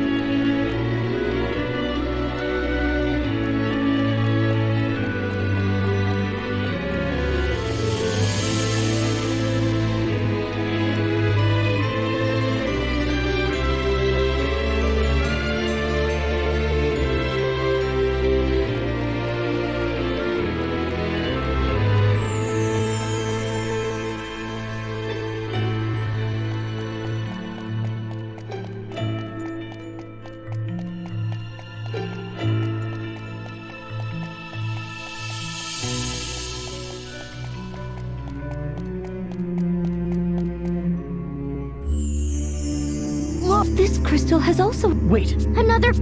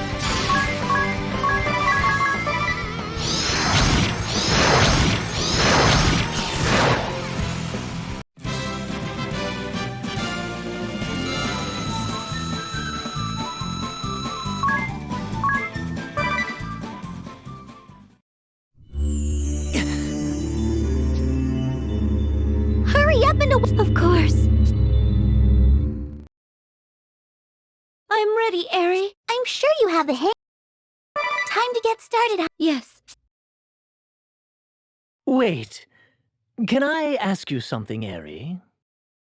Now? We're about to start the Rite of Awakening. But what would happen if she continued to pray to the crystal even after you told her to stop? How many times do I have to explain it? Haven't you been listening? The crystal would be destroyed if she didn't stop. And what happens if it's destroyed? What? That would be terrible! Mankind would no longer receive its blessings.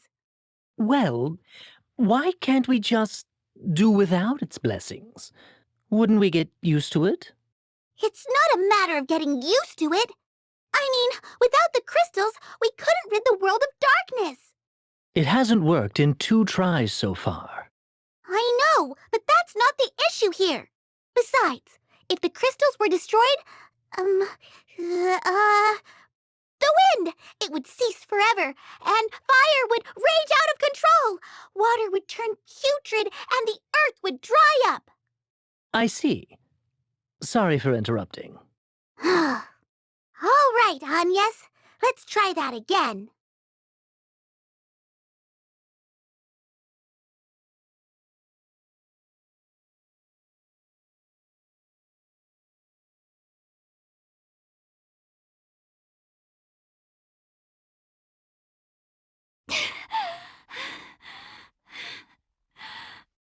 Not yet! Just a little longer!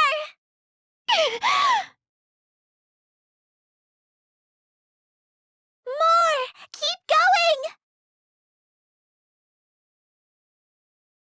Still not enough! You can do this!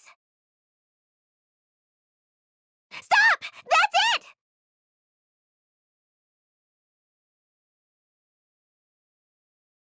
Agnes, stop! I said stop! I told you this is dangerous! Hello? Can you even hear me? Agnes, stop this! You'll destroy the crystal!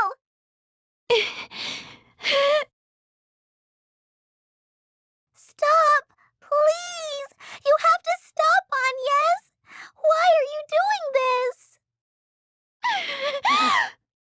What's the matter, Agnes? Should we do something? Do we stop her? Agnes.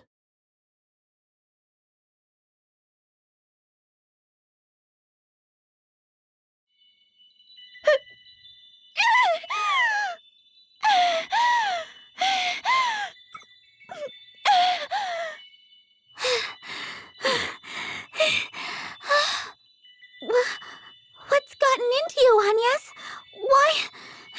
Why did you...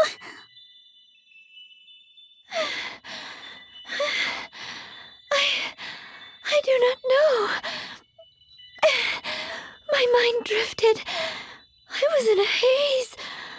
Everything beyond that... Well, the crystal was this close to being destroyed. Was it? I needed only pray a little longer. And it would have shattered. The people would have lost its blessing forever. The whole world would be thrown into chaos. Who knows what terrible calamities could occur? Enough about that. The crystal wasn't destroyed, so... Agnes!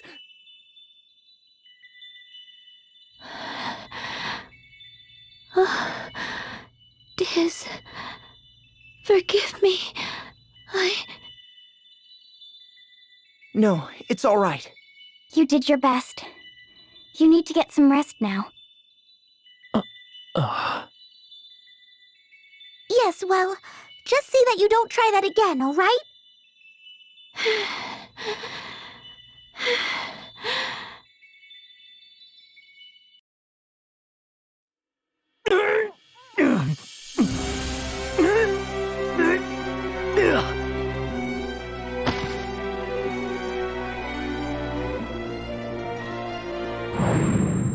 Then, it isn't a cure to rid the world of darkness.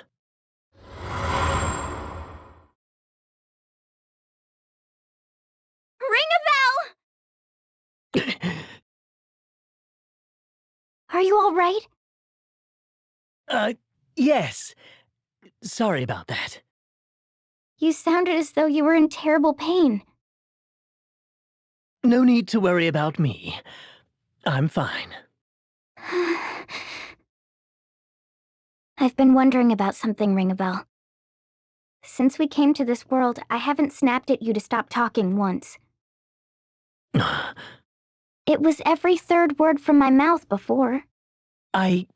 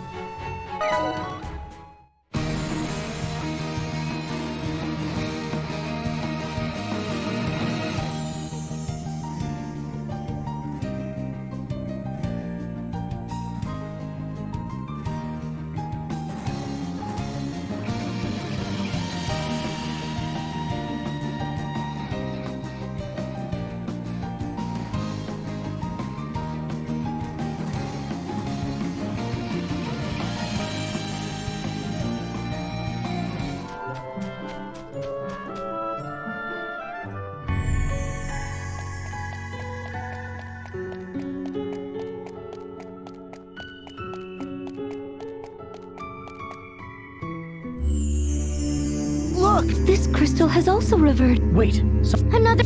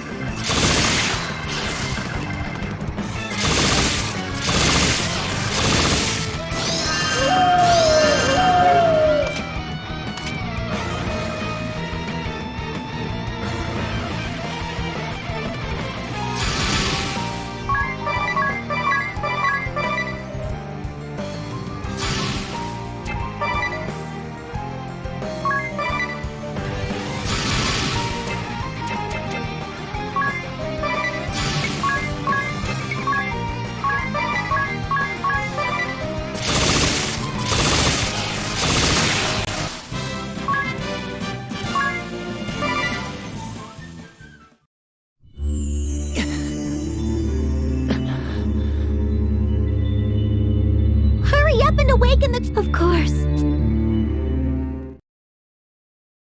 I'm ready, Aerie. I'm sure you have the hang of it.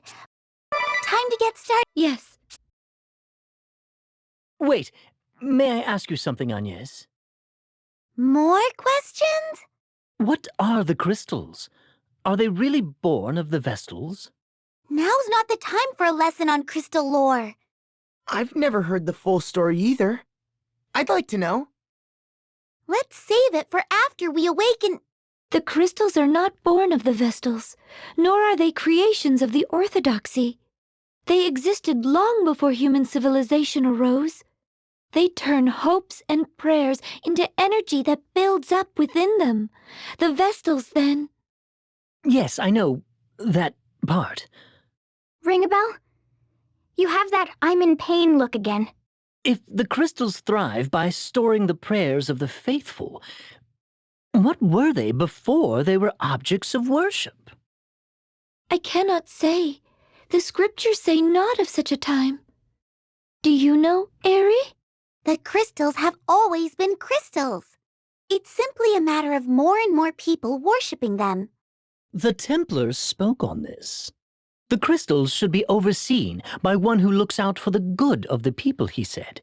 Not some power-hungry cult that has rotted to its core. What exactly did he mean by that? Huh? What's he talking about? Someone care to fill me in? I fear I do not understand either. No, it's... Never mind. Apologies for interrupting.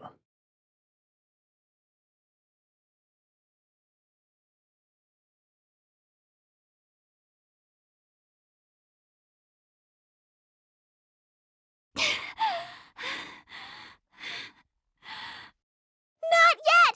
Just a little longer! More! Keep going! Still not enough! You can do this! Stop! That's it! Agnes, stop! I said stop!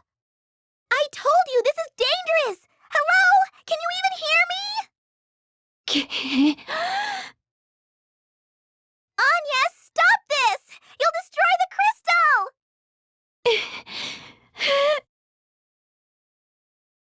Stop! Please! You have to stop, Agnes! Why are you doing this? What's the matter, Agnes? Should we do something? Do we stop her? Agnes. Stop! Stop! Stop! Before the whole world is destroyed! Please, Agnes! We've worked so hard to save it! Don't throw it all away! Don't you care about your friends? Aren't I your friend too? So please listen to me! Listen to me! I don't know how this will turn out, but I'm with Agnes to the end. Count me in too. I won't abandon her. This is so nerve-wracking. But I trust you, Agnes. Do what you need to do.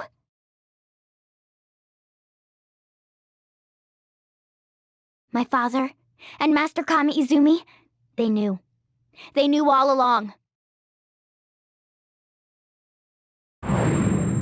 And yet, still, it must be stopped. Itia, Lady Vestal, the crystals, you mustn't. Father. Eri! I know you are hiding something from me. Now what is it? Speak! I already told you, the world is doomed if you die here. Your life belongs to more than just you now. I know it's hard, but stay focused on your mission.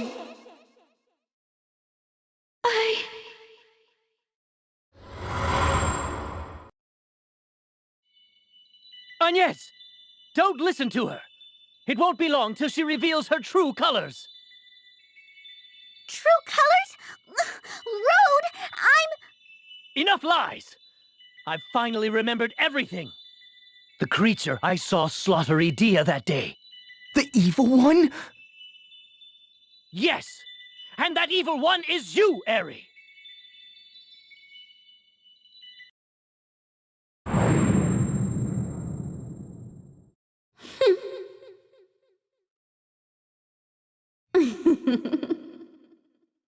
And you'd all come so far. What a waste. But oh well.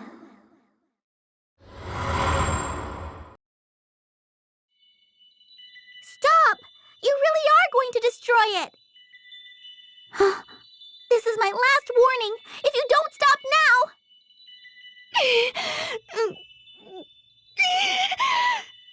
Stop! Stop!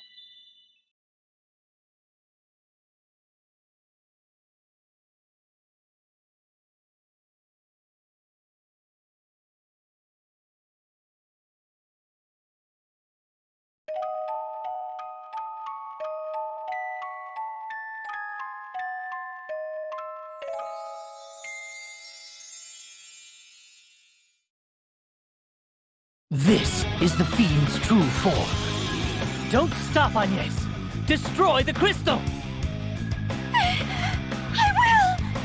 We'll protect you, whatever happens! Put your faith in us! I will! The air, it's choked with evil. Don't you recognize me? It's your old friend Aaron, boy. And after all the worlds we lived as one, all the battles we fought together,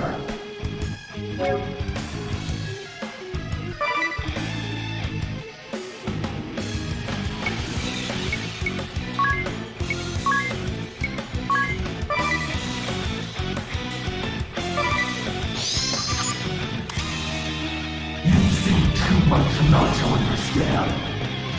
The world is not a singular existence. An endless array of lights and darks exist at once. An infinite line of worlds in parallel. That's obvious enough by now. And in piercing the walls that divide them, I've gained power. Power beyond the reckoning of mortals. Enough to bring about a grand and final end. To trigger the catastrophe. I owe you a great deal, my friends. For my power alone could not have broken the world's walls. Not without the aid of the crystals sent to Rampage.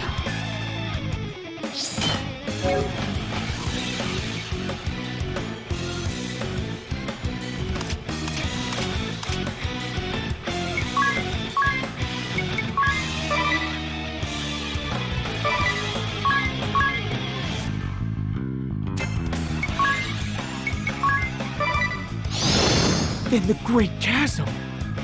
That's your doing! Please don't be modest. Or have you forgotten your contribution? The lot of you were eager to assist. We tore that void open together. And siphoned through an army of monsters from the nether once more. I'm sure the locals were less than thrilled.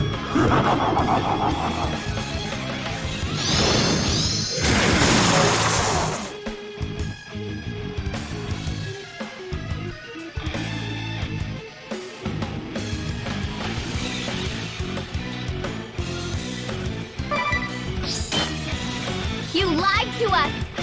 And you made it so easy. A fine path of puppets you lied. Not a thought of your own, so eager to obey. Because obeying is so easy. You're never responsible when you're only following orders. And who would doubt what seems so obvious? Who bears the courage to disobey? Precious few. Not one human in 1,000. Now my hands to slaughter!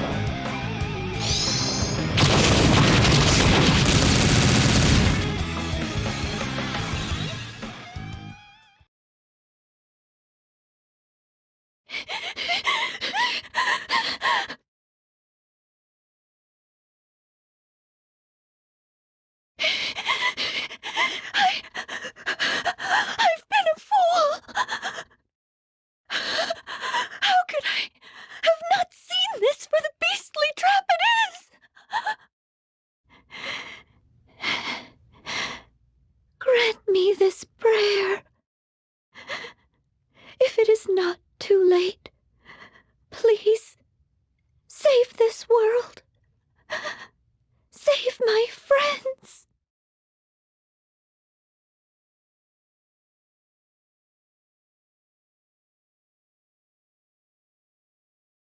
What's this?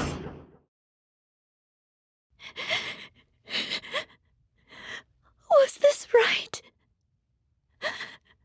Mother Vestal, Olivia, Sage. So much hurt, so much suffering in my wake.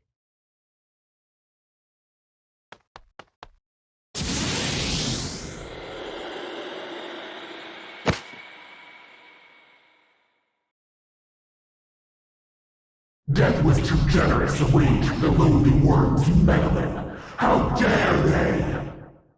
The search for a new Vestal and warriors will hold. I need to first find a crystalline core. To come this far and be denied for another 5 millennia!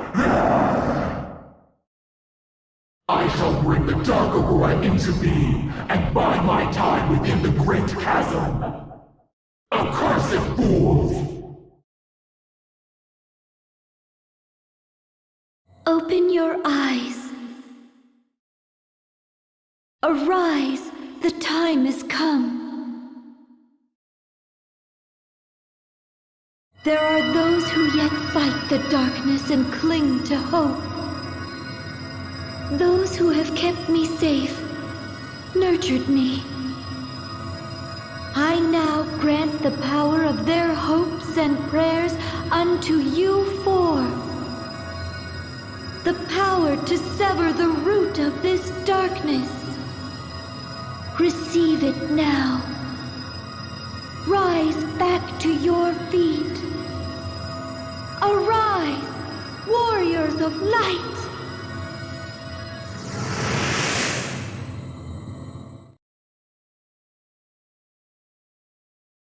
Huh? Am I... Agnes! Idia! Ring a bell! Are you alright? Wake up! Please, answer me!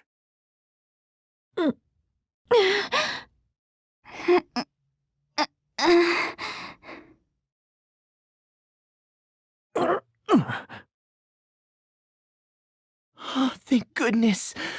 Everyone's okay. What happened to us?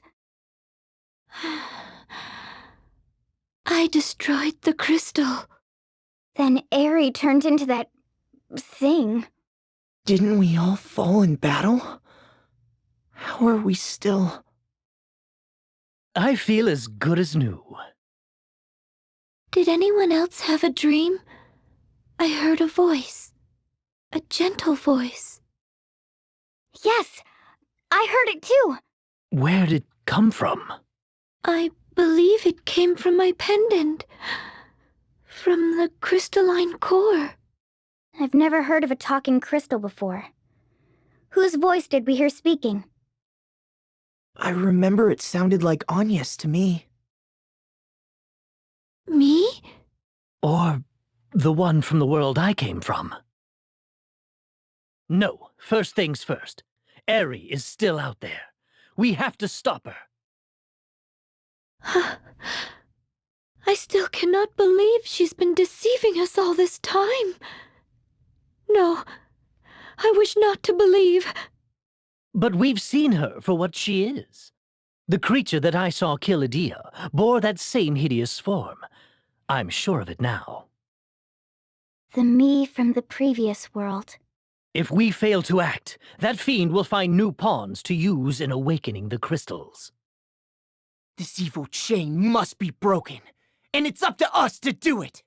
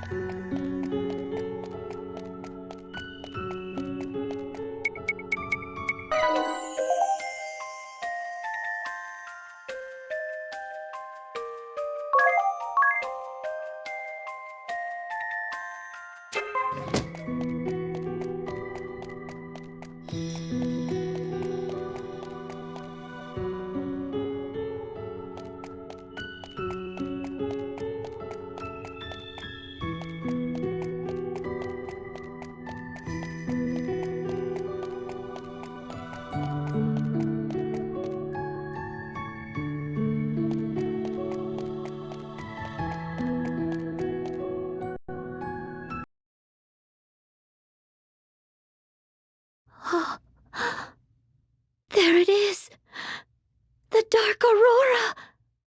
Is Eri inside? But how do we... Look! A magic circle on the cliff's edge. It may offer a way in. All right! If everyone's ready, let's go after Eri!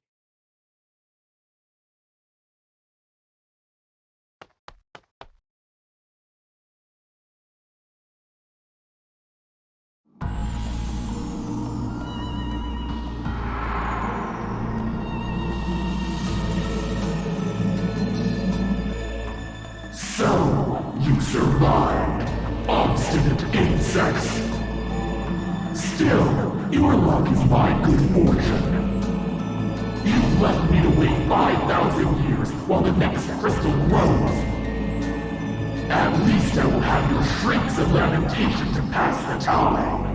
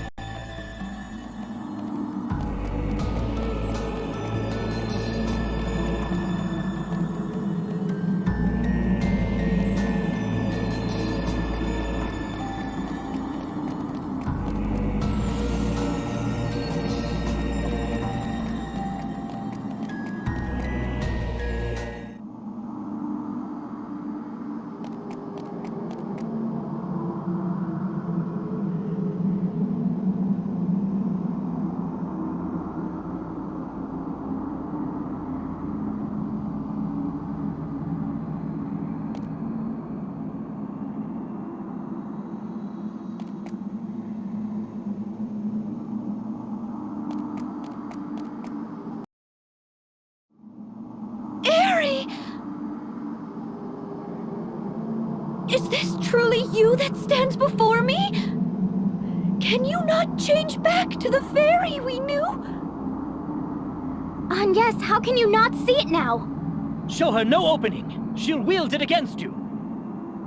But, Aerie, did you truly intend for this to happen all along? Tell me it's not so!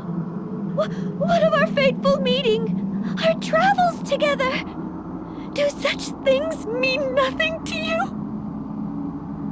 If we could go back, if you could turn back into...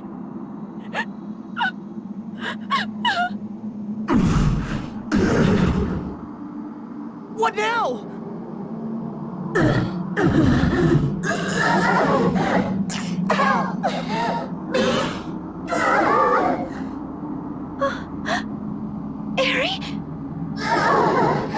Help! That was Eri's voice! Oh, yes! Don't tell me! Help me! It's taking control! Can't fight! Eri!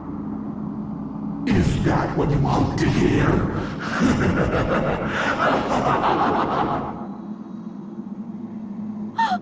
No! Humans? Bah! What dull, foolish creatures! Lowly life forms incapable of learning!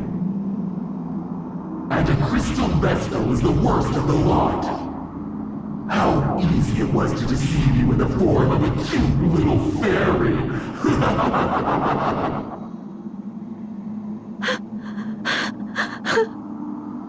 You repeat the same mistake world after world. Then, too, you trusted me to the very end, denying the truth before your eyes. No! At least you're not squealing like stubborn pigs this time. Though that's hardly progress. Eri! In countless worlds you've deceived us! Slain countless innocents! And it is true. I've been a fool the whole while. I still wish for us to be friends, somehow. But I am done playing the fool! We will break this chain! This cycle of misery across thousands upon thousands of worlds!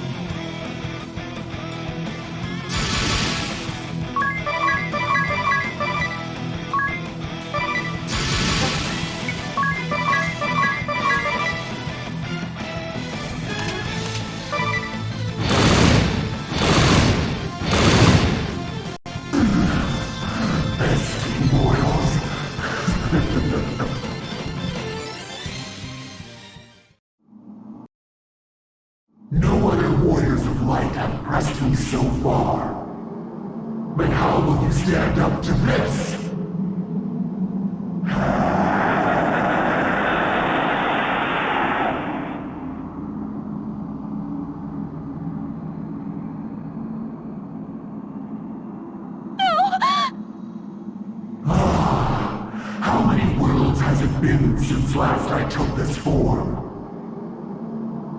Hundreds of thousands of years have passed without the need. It feels a bit foreign yet, but no matter. Now, you mightiest of all warriors of light, face the full extent of my power!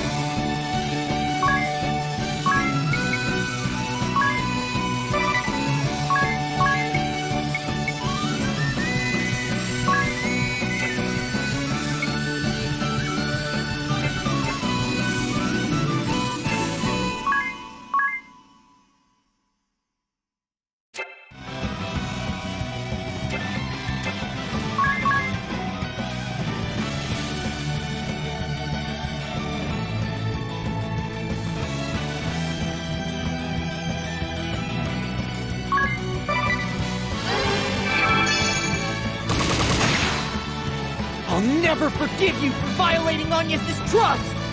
Always the same. Always about Anya's. I hate that about you most of all.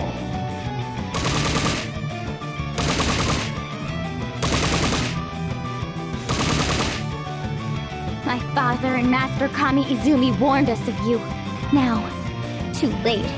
I see the fool I've been.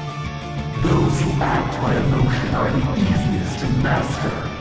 I pity your father. To know him, only to be thwarted by his own daughter.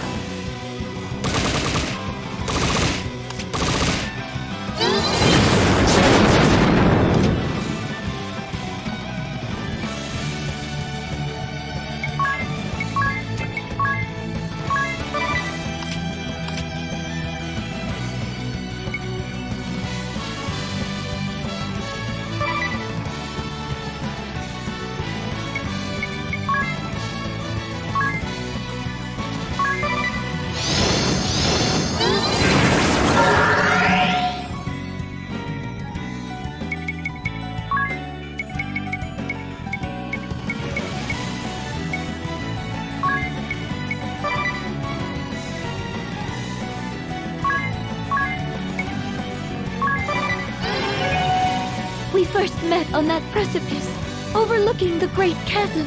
You had come forth from the chasm's depths, but you had only just slain us! Our blood had yet to dry! Indeed, you have served me well. Now, die a bitter death, knowing you serve your enemy. Unacceptable! I ought to have seen through you sooner. I knew of your evils. I ought to have... You style yourself a hero, arrogant. You did nothing but stand in awe of my might.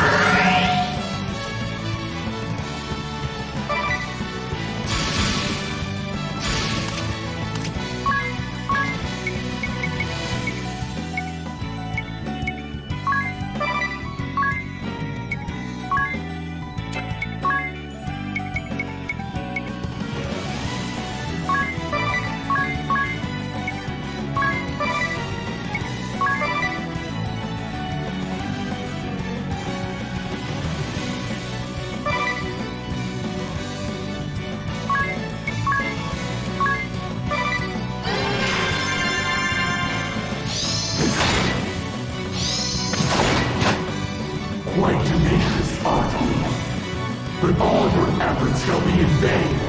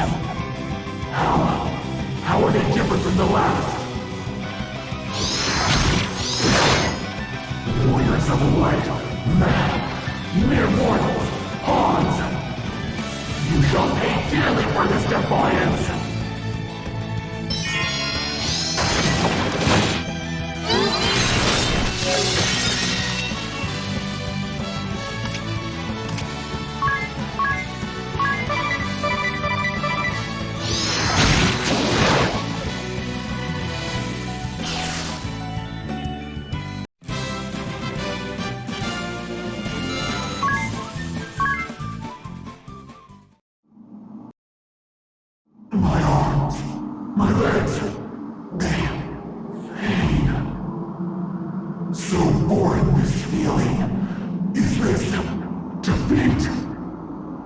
Am I to simply vanish now, after 1,100 million years and myriad worlds?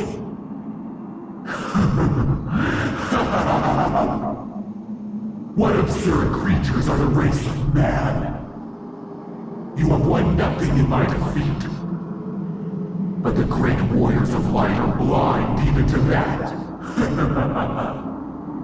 The day will come when all boundaries shatter and his advent comes to pass. Know that I am but an emissary, a humble servant of his. Lord Ouroboros, I have failed in the task you saw fit to give me. Yet still, I pray that in some distant age hence, your malevolence will yet cross over from the beyond.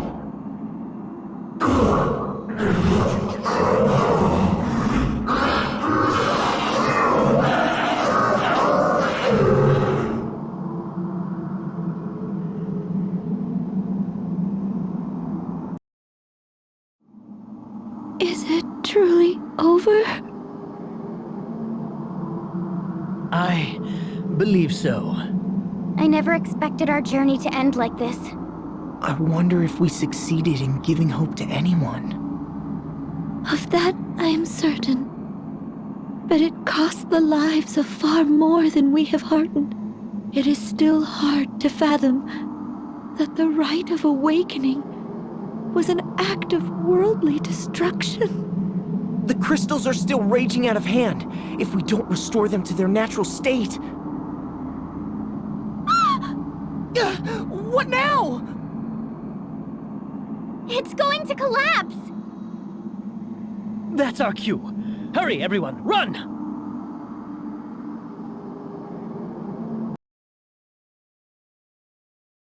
Look! It's fading away!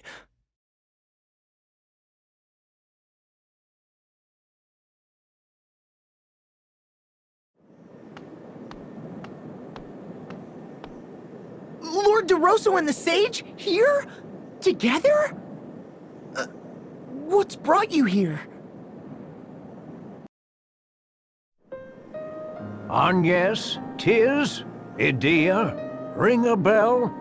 You have done well. 1,800 years have passed since the angel's revelation. And now at last this evil has been severed at its roots. I marvel at the power of youth. I doubt yours is a feat we could have managed. Now, leave the rest to these two old men. Indeed, for you have obligations elsewhere. We do? The great chasm links all the worlds through which you have journeyed. Now that the evil one is defeated, it will begin to close. You must each return to the worlds you wish, ere it shuts for good. The worlds we wish? This world is a mirror of the one you were born in, but only that, a reflection. You are free to remain nonetheless, or to return to the worlds whence you came. The choice is yours, but it would seem there's little time to deliberate. The chasm has begun to close sooner than I had anticipated. Now, quickly, children.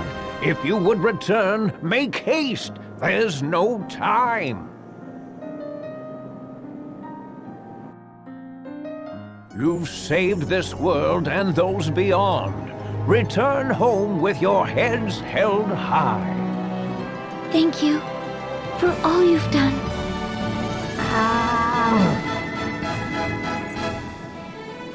Sage, is that not quite enough? Just a little longer. This is the last we'll meet. She may not welcome such affection, and Tiz is staring daggers at you. Ah, you people are no fun. Well, farewell to you, my angel. May we meet again, though it may be a different me that greets you. I will be forever grateful. Oh, the chasm is closing. Look, it stopped. They've secured us a road home. I sense the tremendous force of their magic at work. Well, ring a bell? Let's go. Dats, Zats, and the proprietress are waiting. All right, everyone. Hold on tight.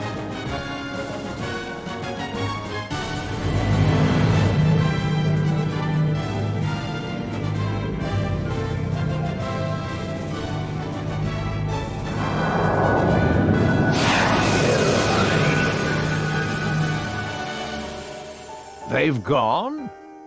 It would seem so. And with nary a look back. It was a long battle.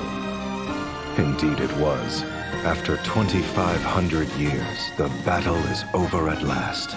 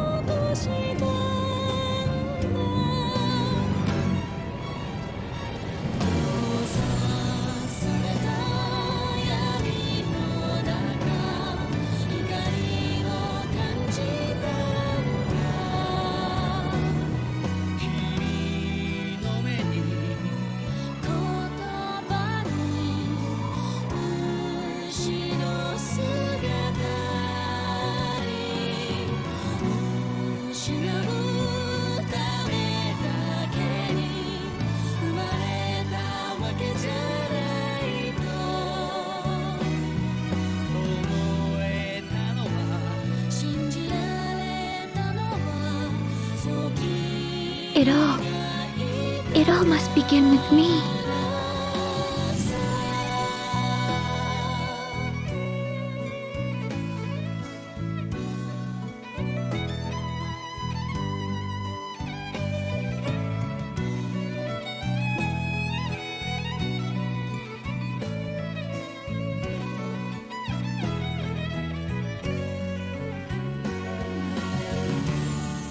We've returned, Your Highness. I hadn't dared to hope, but the Warrior of Light returns. A feast! A feast for our hero!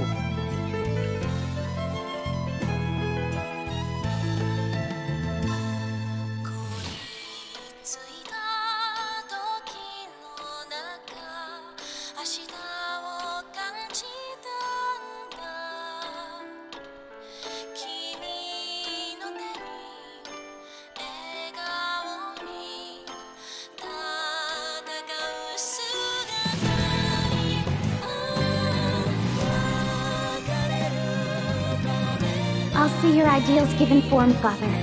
I swear.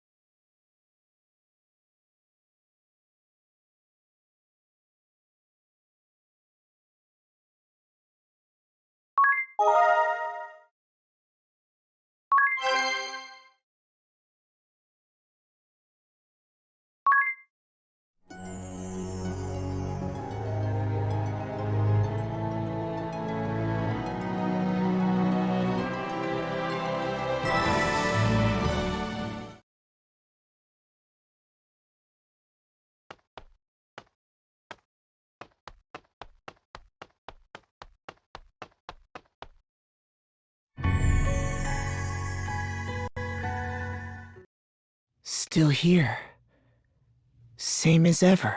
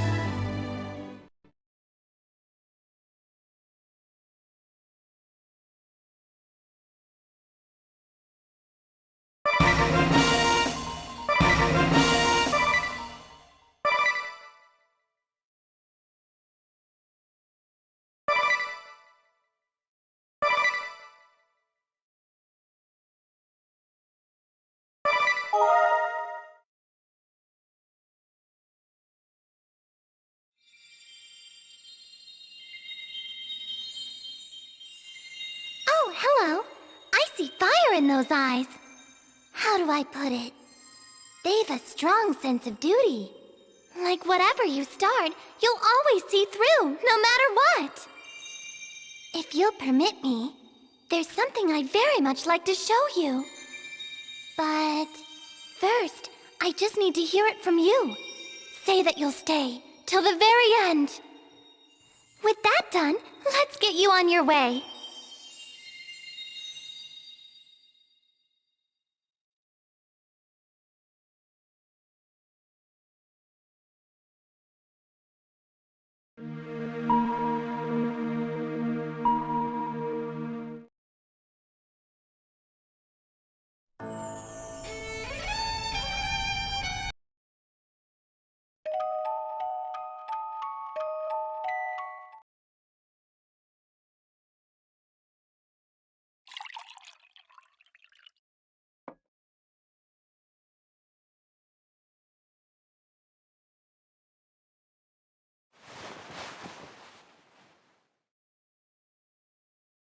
Finally awake, are you? You've been out a full week.